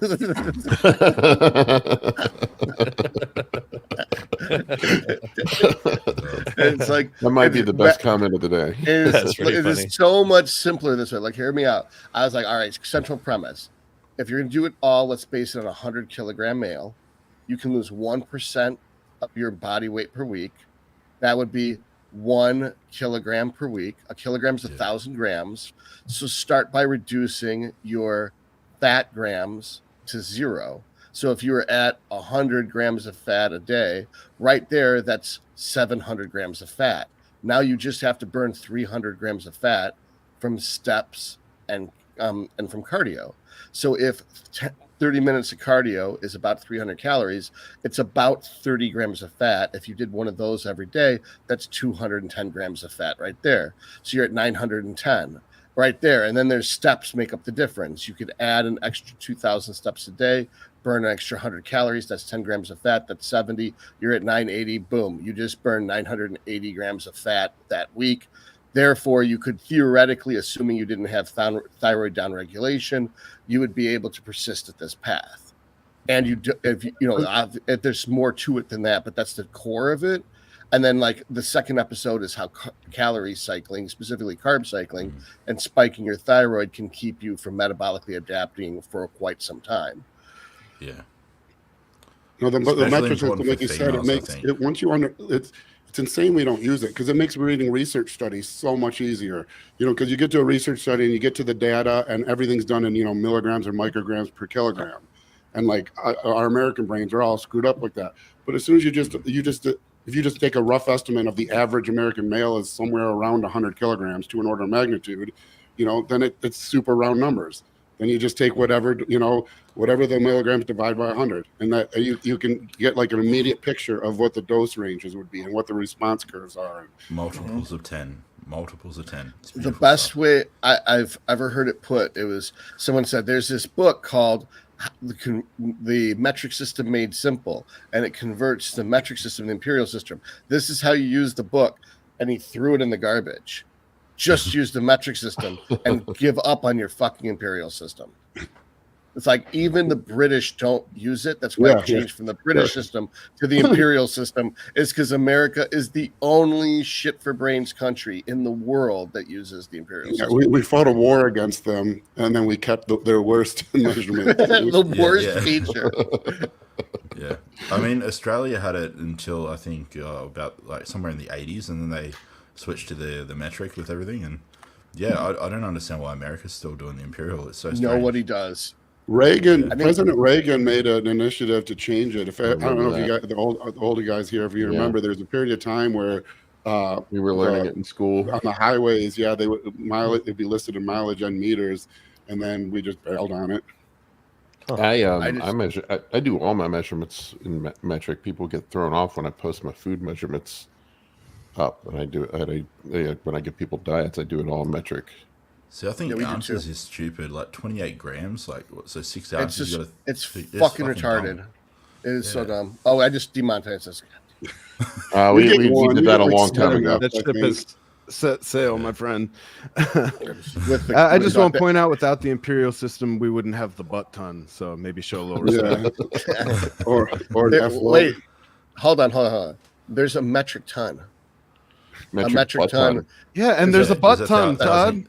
Metric tons. Okay, one is inherently better than the other. What are we arguing here? You could just say metric butt ton. The butt is a 108 imperial gallon unit. Okay. Wait, what? Really? Yeah. 108 imperial Justin, this is what I went to college for. Okay, is it what's your degree in obscure imperial measurement names? Is 108 gallons makes up a butt? Mm-hmm. Yeah. That's a big woman. Let's see how literal Todd is here. All right, let's grab another question. Let's see. George wants to know about mini cuts for Chuck. Or for Justin, when I say Chuck. Yeah, and Nick as well. I know he has employed these. Anyway, George says, let's talk about mini cuts, programming them, and your experiences utilizing them. Mm-hmm. I'm doing one right now. Very good. I'm not a fan. I'm not a fan either. I just feel I'm not either. The way I see it is, it's kind of like damage control for a shit surplus phase, like a shit off season. You've gotten yourself to a point where you're insulin insensitive and fat's too high. It's like you might as well just fluctuate between like a growing phase and either maintenance phase or actual just normal deficit. Yeah, I feel the same way. I mean, progress in the sport is hard. Muscle growth is slow, so you want to maximize the number of weeks in any given year that you're focused on muscle growth without getting so fat that you're no longer optimally anabolic. So in my view, I mean, I'm not against them. If you have to do them, you have to do them. But from my view, with my clients, if we have to mini cut before we plan it for a real cut, then I made some mistakes in taking calories too high. Yeah. All right, I gotta read this. A butt is a cask that holds 108 imperial gallons, 129.7 US gallons of liquid, which is equivalent to beer. A butt is also known as a pipe and a half of a ton, TUN. However, the Oxford Dictionary denotes that these standards are not always exactly followed. Even better, it's an inaccurate measurement of 129.7. A butt can also hold 130 US gallons, which is 491 liters of ale, or 151 US gallons, which is 573 liters of wine. Sounds more like a mythical creature. It sounds like a you use it to inaccurately measure beer and wine. Sounds fucking American to me. The best part is that it's not accurate, to be but an they have a American. decimal place. I thought you were being facetious. I didn't even know that was a real thing. It's fucking real, and it's dumber than it sounded originally. It's fucking real, and it's dumber than it sounds. It's not accurate, and then they list things to a decimal place. It'd be almost like brilliant. If I looked up what are the daily casting automatics of a Liger, and it gave me as like you get invisibility, hold person, charm person, and create food and water once per day as a Liger. That's how dumb it is. Like a butt ton of Serostem. Amy, you're getting to be you're getting a front row seat in what a quality broadcast we put together here. Oh, I'm here for it. Can I make a comment about mini cuts? Sure. Yeah, definitely. Yeah. We kind of I'm just deviated from it, didn't we? Because it's such a, I think popular thing for a lot of women to want to do also. And I'm a nutritional therapist, so I work with a lot of female clients, and you always have to look at how much progress are you actually going to make in that amount of time versus how much time off progress you're essentially losing. Yep. And if someone isn't already pretty lean, if they're 25+% body fat, like you lose 3 pounds in a month for an event, you're going to look literally identical. Like it's so unquantifiable at the amount of time that you would lose versus the amount of time you're actually losing making any kind of real progress. Because if you're not really committed to actually cutting like you need to, it never seems to make sense when you look at, like you said, the full year of progress versus time just kind of wasted. And that includes cutting time. I mean, the time you spend in a deficit, then you feel like you've dieted when you really haven't for that long to make a difference. And then like when you really need to cut, you're kind of burnt out from your tiny cut. Like it never really makes sense. I had this guy. I had this guy who messaged and he was like, "Can I mini cut?" And I was like, "You're doing a cut right now." And he's like, "Well, would a mini cut be more effective?" I was like, "If you did anything right, that would be more effective." It's like, what if you did your steps or your cardio or ate your diet? Any of those things would make your cut more effective. It's like, are you saying that if we call it a mini cut, you'll actually try? Then sure, fuck it, mini cut away. But that's pretty much the same level of sophistication I think that you're going to deal with. Most of the time someone wants a mini cut is they want faster results. It's an emotional thing. Yeah, they just suck. That's all there is to it. Yeah. But for Nick, it's probably different for you since you're lean and you can see a difference with a small cut. Yeah, well, the thing is with mini cuts, I mean, I'm doing one at the moment because like my coach likes to do them. I don't really like them. I'm just doing it because I'm what's called a fucking compliant client. I'm one of those people. Believe it or not, I'm actually what coaches want, which is a client that does what they're told. But yeah, no, like you said, you do notice like a bit more of a difference if you're already quite lean. The way I see mini cuts, like I'm with you guys, I think a lot of the time they're useless and they're kind of overrated. However, you could take the example of a hard gainer in a growing phase and say their digestion and their appetite just tanks. Body composition's still really good. Everything's in a good place. It's like they just need to have a bit of a reset. You might put them in like an aggressive deficit for 2 to 3 weeks, maybe 4 at the most. Get that appetite back, and then start pushing forward again. That's a good point. And Vips said that in the comments also. Yeah, because that is with bigger guys, you do run into the case where because force feeding doesn't work. Everyone says, I'll eat. I don't care. I'll force it down. You'll force feed a meal down. You'll force feed maybe a day. Yeah. You don't force feed for 10 years. And so I haven't really considered that, but that's a good point. Yeah, when you get to the point where, progress is stalled out, you're struggling to get the food down, the only way we can move forward is to kind of get a re-stimulation of your hunger hormones. And in that case, I really consider that. What I do more with that, though, is I don't necessarily take a full cut.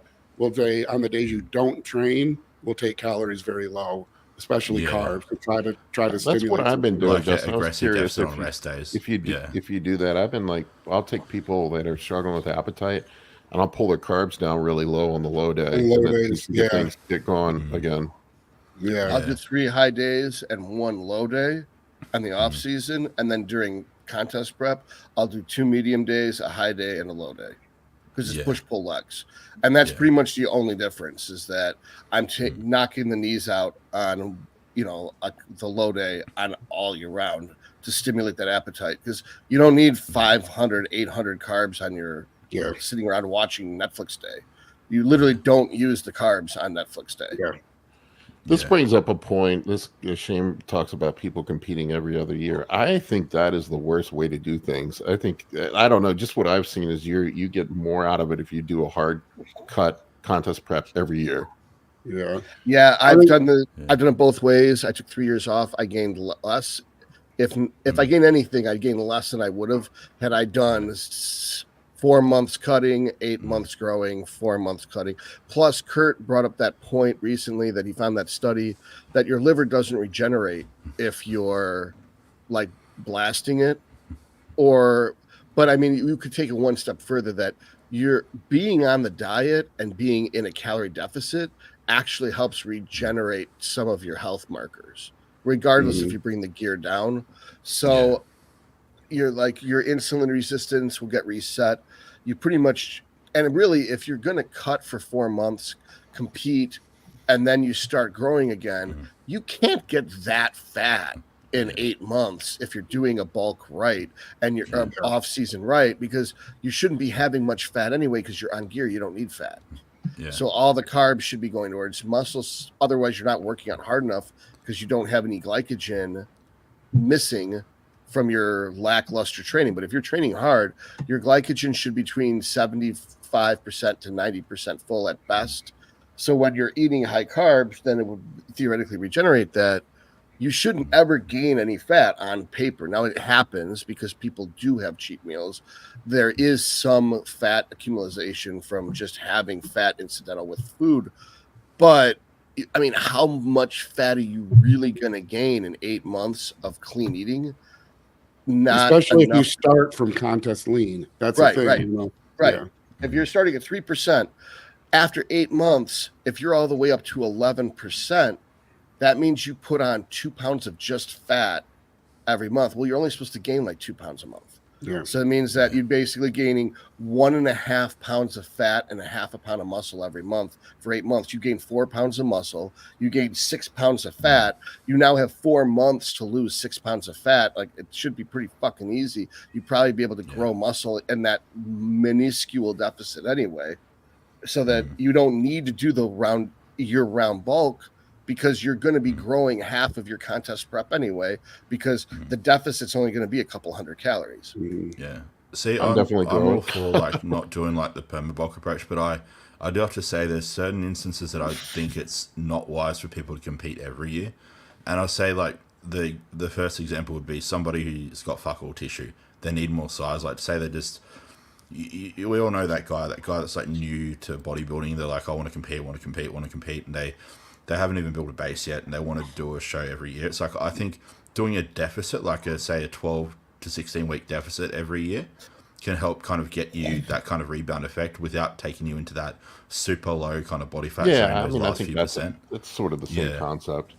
I just found if I try to push for too long, I get to a point where I can't eat, and I get to a point where I just start getting fat. Yeah, definitely. Yeah. You can really quickly lose track of what's underneath.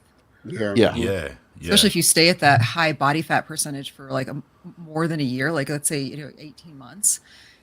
You see that with competitors who they think they've grown all this tissue. Well, then when they cut back down again, they don't even really realize what they look like underneath what they've had, as thinking it was like lean gains, when really they were just fat for a year and a half.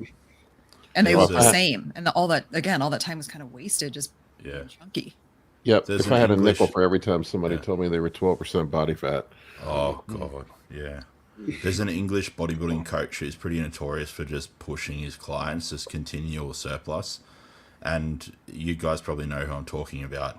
He's a bit of an old school bodybuilder. He's making a bit of a return to competing. But like, I'm sure he's a great guy, but I think he pushes the envelope a bit too much with the body fat side of things. And you look at some of his clients, and they're at a point where like they would not be insulin sensitive in the slightest. They're just accruing weight for the sake of accruing weight. And yeah, it's just, I don't know. I don't understand how people think that's productive. It doesn't make sense to me. I think also like a lot of these guys that are high level competitors and have had an easy time growing end up using the same approach for themselves with their clients, and they don't one trick pony. They don't think critically about, like, I'm sure you see it, Justin, like every fucking person's different. Oh yeah, wildly different. One of us has had that genetic freak who doesn't matter what you do. I mean, some guys it sticks. You throw anything at the wall, eh? Yeah, and when they become a coach, they don't understand why it doesn't matter what they do with their clients. It's a because it varies dramatically. Well, one of the guys that's commenting here, George, he just smiley faced a couple posts up. The guy's metabolism is at least 2 standard deviations above the norm. Most people, it's like anything, a bell curve. Most people are within that standard deviation. So you got 85% of your clients are going to have roughly the same metabolism for what their muscle mass is, and it's and then you'll get that rare standard deviation, which is like another 10th percentile or whatever, but you'll get those rarities where it just doesn't even make sense the amount of food it takes in either direction. I'm someone who grows on very little food, like the George that I'm talking about eats close to twice the calorie count that I eat currently, and I weigh almost twice what he weighs. And so, there's a wide range, but I guess that kind of got off on a tangent now. I wish Kurt was on here. I work with Kurt on his diet. He eats like he'll eat like 2,000 grams of carbs every day, and he never gets fat. Ever. Only big 2 contributors. You've got NEAT, and then you've also got mitochondrial efficiency, or inefficiency. I think some people are just very inefficient at the mitochondrial level, so their cells just take in energy, and it's just so much is lost in the actual process of assimilating that. My metabolism. I think I've seen really wildly varying numbers on the amount of calories broken down by gut bacteria also. Yeah, and I don't think that's studied very much, because I was always taught that about 10% of calories, somewhere in that range, were broken down by gut bacteria. But then I saw a study where it wasn't even the purpose of the study, but somewhere in there they mentioned something about like 33% of the calories broken down by gut bacteria, and that just completely blew my mind, because that was outside of the realm of everything I had been taught. And I don't know, I haven't dug into it deeper, but I would assume that plays some kind of role too. Probably playing more and more of a role. What's that? Right, let's back that up though. The gut bacteria, let's be precise. I mean, it's in the large intestine, right? We don't have small intestine bacteria. Yeah. And then we absorb all of our nutrients by the small intestine.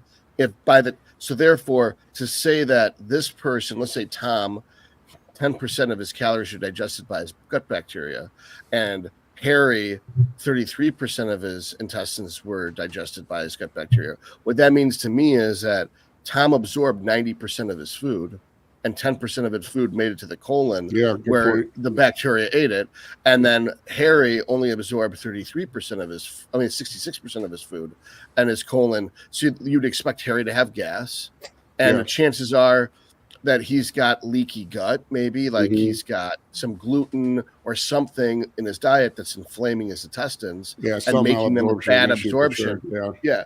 So I think, for example, when I was cutting, I went from 4,500 calories a day to like 3,200 calories a day, almost overnight. Didn't lose anything, just had better digestion and firmer bowel movements, etc. So what it means to me is that my body absorbed the 3,200 calories, and then everything else just went to the colon, and so it wasn't really beneficial to eat more than that, which is kind of like what you guys were saying, is force feeding doesn't work. I was like, okay, well, I'll convert more and more of my carbs from starches to sugars. I'll convert more and more of my protein to be protein isolate shakes. So it's pretty much I'm drinking protein shakes and eating carbs. And of course that isn't optimal. And it was at the point where I had been at 4,200 calories for a year and I wasn't growing anymore. So I was like, okay, let's do 700 more Masteron and increase the food up to 4,500 by adding in more carbs in the form of sugar. And it put on weight for a little while, and then it stopped working that time too.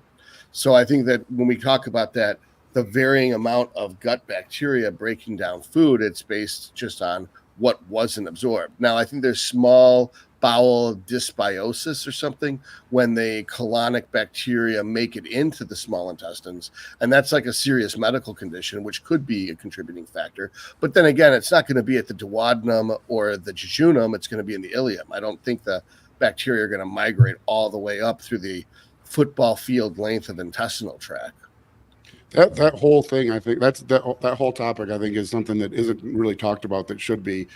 When people talk about metabolism and changing metabolism and boosting someone's metabolism, how much of what you're doing when you think you're boosting a client's metabolism is just reducing the absorption in the small intestine, because everyone knows you get someone in the off season and you keep adding food, and eventually they're eating so much food and their growth stalls out, and then you same thing in a diet. You get them in contest prep and you're cutting calories, and eventually, your calories get very, very low and they don't lose weight. And it's not so much that their metabolism is dramatically changing in either direction. It's probably a lot more what Todd was just talking about. Absorption. Yeah. Chicken, rice, peas, and carrots absorbs a lot better than beef protein isolate and Eggo waffles with maple syrup. That's where like food More quality tests are matters, needed. and that's why I'm not a big fan of the whole flexible dieting movement. Like, yeah, you can eat whatever you want, but it doesn't necessarily mean you're going to process and petition that nutrients the same way. Like, what you eat is as important as how much you eat. Yeah, well, that's food's chemicals. As much as people think that chemicals are horrible, I mean, it's really just little particles signaling. So yes, what you put in, if you're putting in trash like the Eggo waffles versus an apple, I mean, I really do think that there is something to be said for your body understanding what to do with all of these parts versus just being like, okay, well, this is some little bit of carbohydrate, but the rest of it we kind of just have to get rid of. That I think there's also something about settling points are not as important as people make them out to be, as far as like your body's defense of a certain body weight or a body fat percentage. But at some point, when you take somebody like Kurt, who's eating thousands of grams of carbs a day, I mean, clearly his body has something in it that is fighting hard to defend a certain body fat point. And even when he tries to push it, like he would have to push it so much harder than somebody else, whereas some people, they might not have, like their body might not fight back very much. Like, okay, great, we'll just keep massing or keep gaining. Their body fat set point doesn't seem to have as strong of a defense against it. And maybe that is a lot of food quality too. I mean, you see with obesity, people who are obese are rarely eating, as Paul said, a lot of fruit. They're not eating high quality food for the most part. So is that some way of like overriding that ability of their body to even understand the food that's coming in? One thing I think is multifaceted. A lot of people try to force it.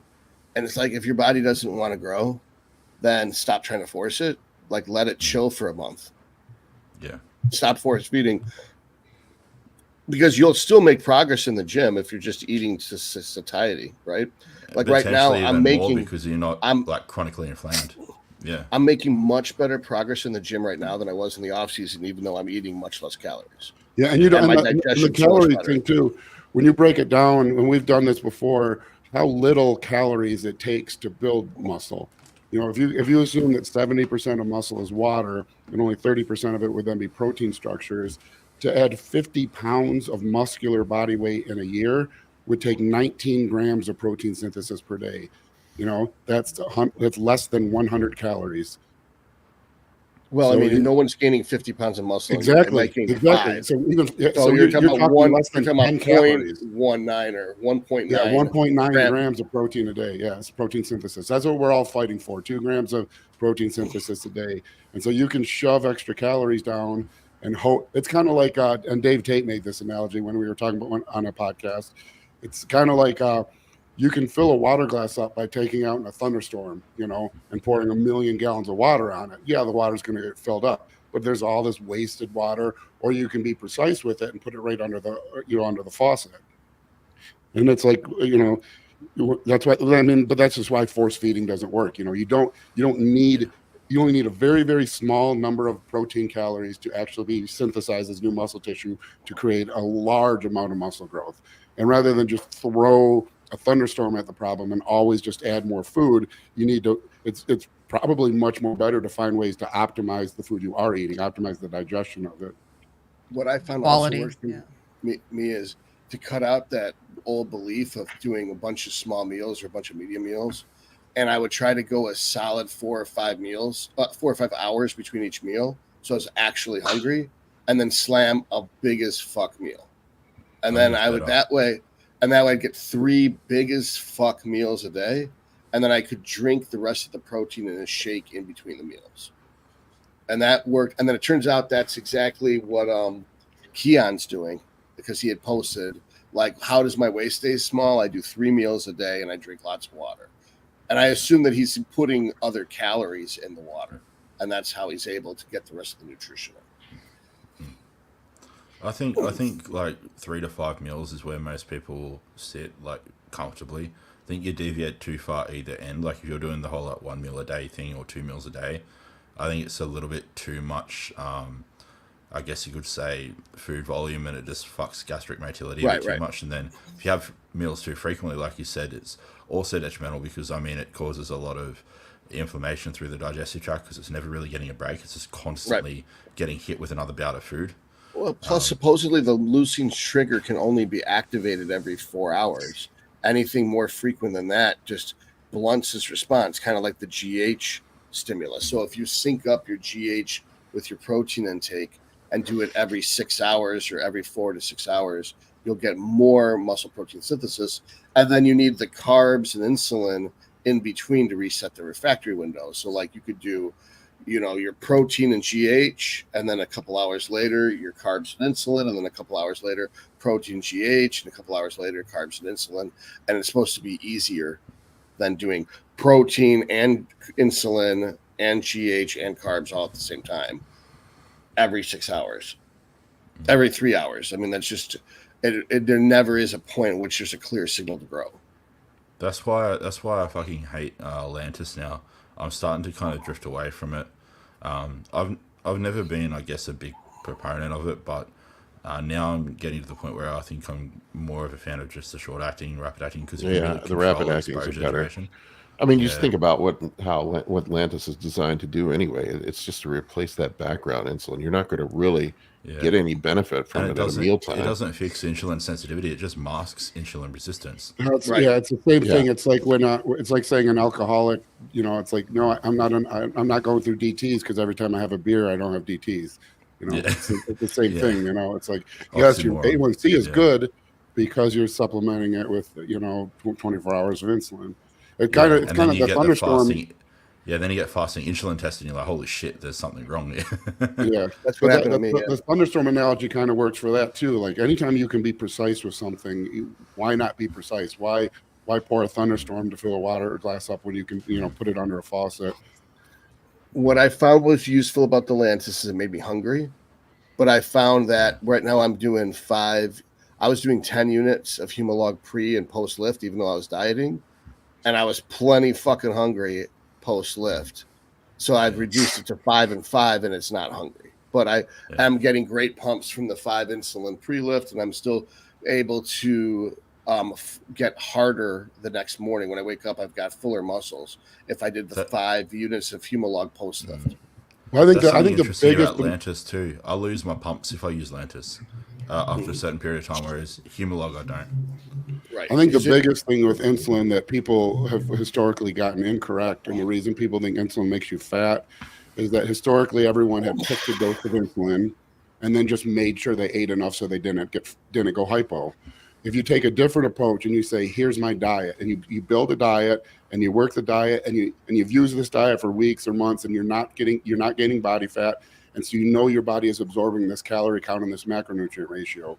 Now, when you add a small amount of insulin to that at precise timings, what that insulin is doing is going to ensure that some of the carbohydrates that might have otherwise been gone through the fatty acid synthesis pathway and stored as fat are now slightly more likely to be stored as glycogen rather than body fat. Some of the amino acids that might have otherwise gone through gluconeogenesis and then even then through the fatty acid synthesis pathway and stored as fat are now slightly more likely to be taken up into the muscle cell and synthesized as new muscle proteins, because that's what insulin does. Insulin increases the uptake of amino acid in the cell. So you have the exact same diet, and the diet works without insulin. If you add a precise amount of insulin at certain times, insulin will actually keep you leaner, because it increases the likelihood of that same diet, that some of the amino acids that wouldn't have been use to synthesize new muscle now will, and some of the glucose that might have otherwise been converted to body fat now has a higher likelihood of being synthesized as glycogen. And it's a minor difference. You're talking, but we don't need very much, because we just said we're all fighting for the same 2 grams of protein synthesis a day. So if I can even do 200 micrograms of increased protein synthesis a day, we're talking over a 10-year period, a completely different bodybuilder. So used properly, insulin will actually keep you leaner. It's just everyone went about it wrong. They picked an insulin dose and then ate to make sure they didn't die, rather than pick a diet and then titrate the insulin dose to that diet.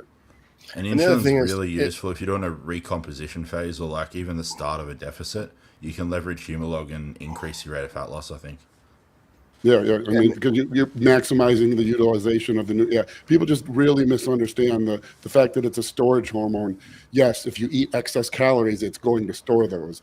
Now, however, if you're in a diet that isn't a body fat storing diet, and you add something that improves the nutrient partitioning of your macronutrients, the end result is likely a slightly improved body composition over time. A lot of people also panic with that hypo shit. Just chill the fuck out and eat 5 grams of carbs and wait 10 minutes. Literally, like 1 or 2 pieces of candy will fix it. And I don't have to eat. People they'll have peanut butter. They panic and they'll smash a whole bag of sweetie fish. No, that I understand, but when they eat fucking peanut butter, like, I had to have this peanut butter because I was going on. What the fuck are you talking about? That is mostly fat. Well, I think those emergency glucose tabs you buy, they're only 5 grams, right? They're like 1 to 5. And I have a diabetic daughter.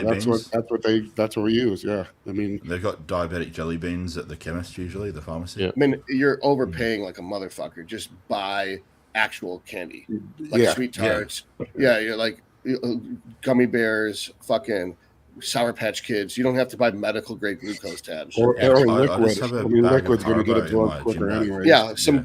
Have 5 sips of Gatorade. You're good. It is pretty funny though. Like the very first time you ever go hypo, you're like freaking out and you're like super hungry. I mean, you go nuts. It's like a primal instinctual urge. You can have no idea what a carbohydrate is. The second you go hypo, your brain instantly knows sugar. Where is it? Yeah. Man, that's why I know they're lying when they have to have the whole jar of peanut butter. I'm like, because your nose did not tell you to eat that shit. No, your body knows. It goes hunting for sugar.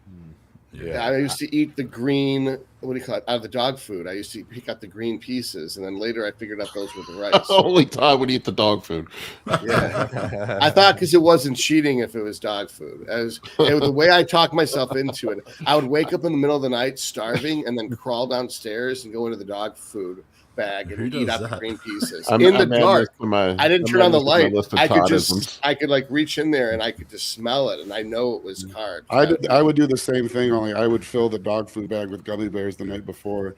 I've actually got a friend who, I shit you not, supposedly he sleep eats. So he'll get up in the middle of the night, he'll be completely asleep, and he'll just start eating food and go back to bed. I used to do that shit.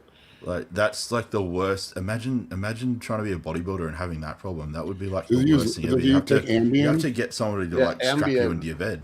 It's the warning on Ambien is you may eat pasta, go driving, and have sex with strangers. Yeah, you might find yourself in a different state eating lasagna with someone you don't know. Yeah, people would come in and they'd call the police. Someone broke in my house and ate my pasta, and it would be them. Nick, I used to sleep eat. I did that when I was younger. I'd get up in the middle of the night. I'd get shit. I would leave the refrigerator door open. I'd wake up with food on me. Shit. I don't know what the hell that was. I'm a weird type of. I'm a type 1B diabetic. It's a really weird. It's usually Asian people. I think they get it. I'm like the doctor said I'm the only white guy he's ever seen with it. But like I've never seen that. In 22 years of coaching, I've had 3 people in the last 3 or 4 years diagnosed with it. I don't know. I think that's interesting. I mean, it's possible that it's pure happenstance, but from 20 years, I never had a single client like that with that version of type 1. I have 3 currently. It was weird, man. Like I swear to God, it had something to do with when I had Lyme disease, or maybe it was just a coincidence. I think I think it's some. I don't know if that makes I don't want to perfect say sense. what year it started, but I think there's some kind of autoimmune or something that is new to that because I just never. I mean, I never ever saw it ever, and to have 3 in the last few years to go, for 22 years, not a single person, and then 3 over a 2 or 3 year period. It's really interesting. A lot of autoimmune back- diseases and stuff can be triggered from some sort of like stress response, like so whether that be like some sort of like psychological stressful event or some sort of physiologically stressful event.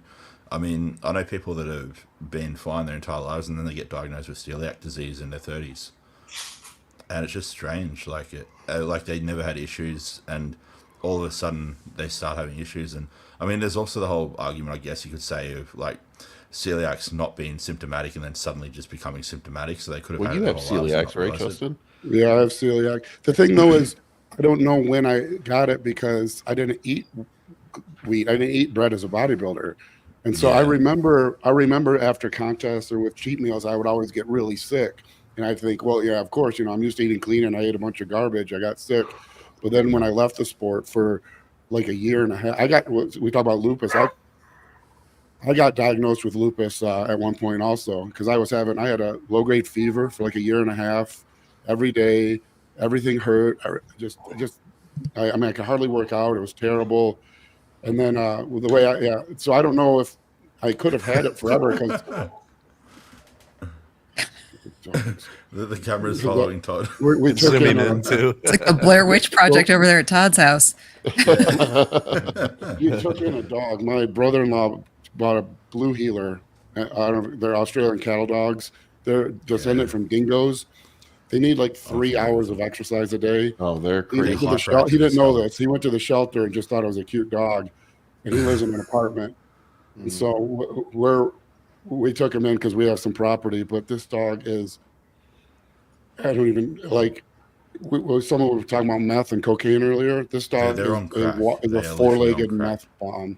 Well, the good news on those I dogs, have one. Justin, is they live to be like 20 years old. Yeah. I'll go get her. Hold on, I'll go get her. Oh my god.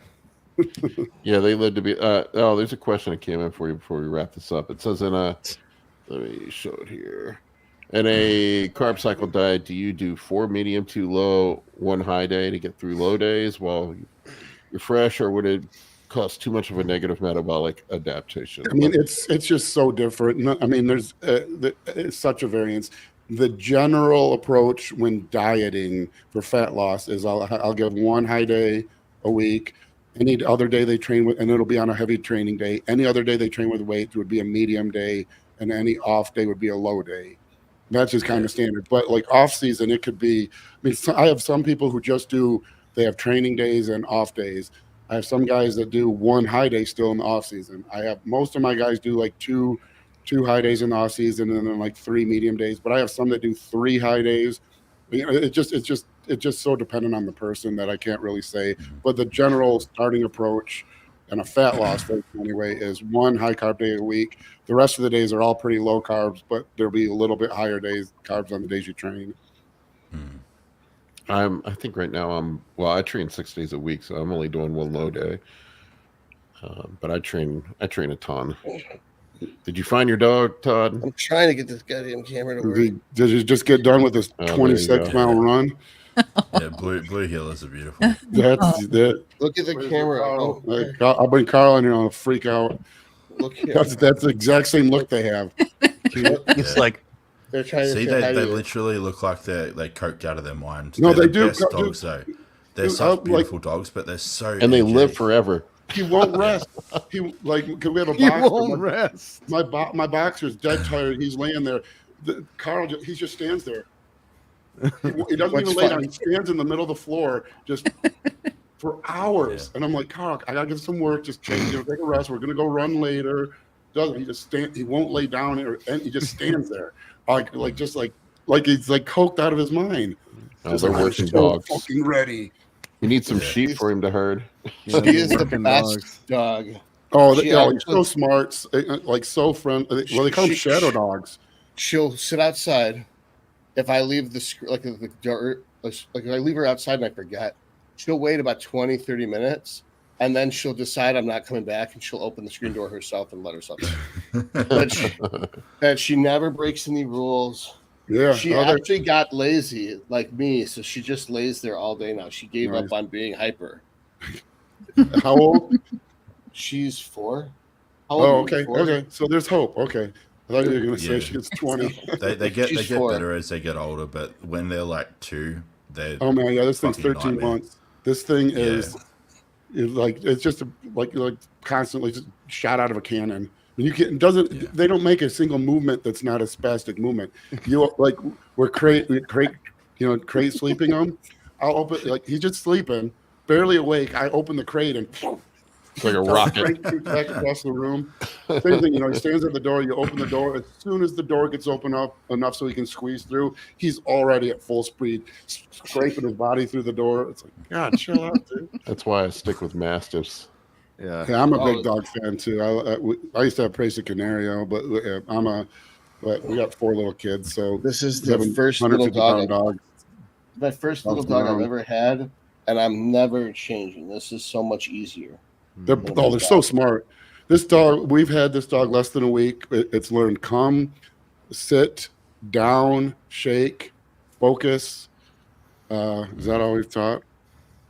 Yeah. So and it learns it like it's out in the yard. I say come, it's sprinting. I say sit, it drops right down.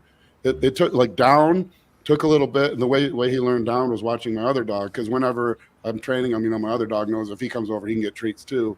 So, we call Knox over. I'd say, Carl, sit. Knox would sit. Carl, down. Knox would lay down, and you could see Carl looking at him. And he'd kind of work it through. Then he'd spread his legs out a little bit and realize he got a treat. And within two tries of that, he knows right away. Now you say down, he plops right down. They're so smart. That is the downside of Mastiffs. They do what they want to do. Yeah. And then Mastiff is like you say sit. They'll sit, and then they expect a treat, and you ask them to do anything else. They're like, "What's in it for me?" Our Pressels are awesome, though. They're beautiful dogs. Yeah, he was a great dog. He was very worrisomely protective of my children. That was the part. That was really the thing. He was great with my kids. I have some funny photos. My she's 15 now. She's actually at driver's training right now. She's driving right now. But back when she was little, she used to sneak downstairs to sleep with him. And I have all these photos of her laying on his head. One of them, they're sleeping, and his nose is in her diaper. Yeah. They used to when he'd be sleeping and they want to play, they'd jump on their back and open his eyes. And he was just so great with them. But man, he was a monster. I was always worried that someone was going to mess with one of the kids and he was going to see it the wrong way. I actually have a cool story about coyotes. We had coyotes come into our neighborhood, and they killed a couple cats right near the bus stop where the kids were. And so where they were coming in, they knew where it was, and they knew I hunt. So they asked me to go out there. So I went out there and I put a decoy with some you do a distress call, a dying baby rabbit. And that funny thing, squeaky toys, why dogs like squeaky toys is because it sounds like a dying baby animal. But anyways, I had my Peso with me, and not really just because he hung out with me all the time. Well, a coyote came out, and have you ever heard coyotes squeal when they make that screeching sound? They do that to try to lure you in. Well, they did. Yeah. My Peso, Luther, he took off, and Luther goes into the woods, gone for 20 minutes. And I was freaking out because I don't know how many coyotes there are. I don't know what's going on. I'm not going to run in there what am I going to do? Start just shooting? I'll shoot my own dog. He comes finally about 20 minutes later. He comes out, and I'm way on the other side of the field. He walks up and down the tree line peeing every few steps. I come back, blood all over his face, got a couple puncture wounds on his neck. No more coyotes ever. I still don't know what happened, how many there were or what, but no more coyotes after that. One of my friends, he breeds Neapolitan Mastiffs, and he has a bunch of land. He lets them just go outside, and he said they'll bring the coyotes dead back to his porch like a cat brings a mouse back. Yeah. It's like he'll just be holding it in his mouth. Napped it. Yeah. All right, guys, I got to wrap this up. I got another meal coming up, and I'm hungry. Yeah, I'm hungry too. It's been 2 hours. Yeah, your dog will calm down, and he'll get less hyper if you cut his nuts off too. We did with scissors yesterday. But I'm kidding. We did it with a dull knife. No, he's been. I don't even know if he's not my. We just got him for my brother-in-law. I haven't even checked under the hood. I'm pretty sure he's neutered though, but he might have really small ones. All right, folks. The shoot is skittish for about a month. After about a month, yeah. All right, folks, go get your dog neutered. Thank you for watching.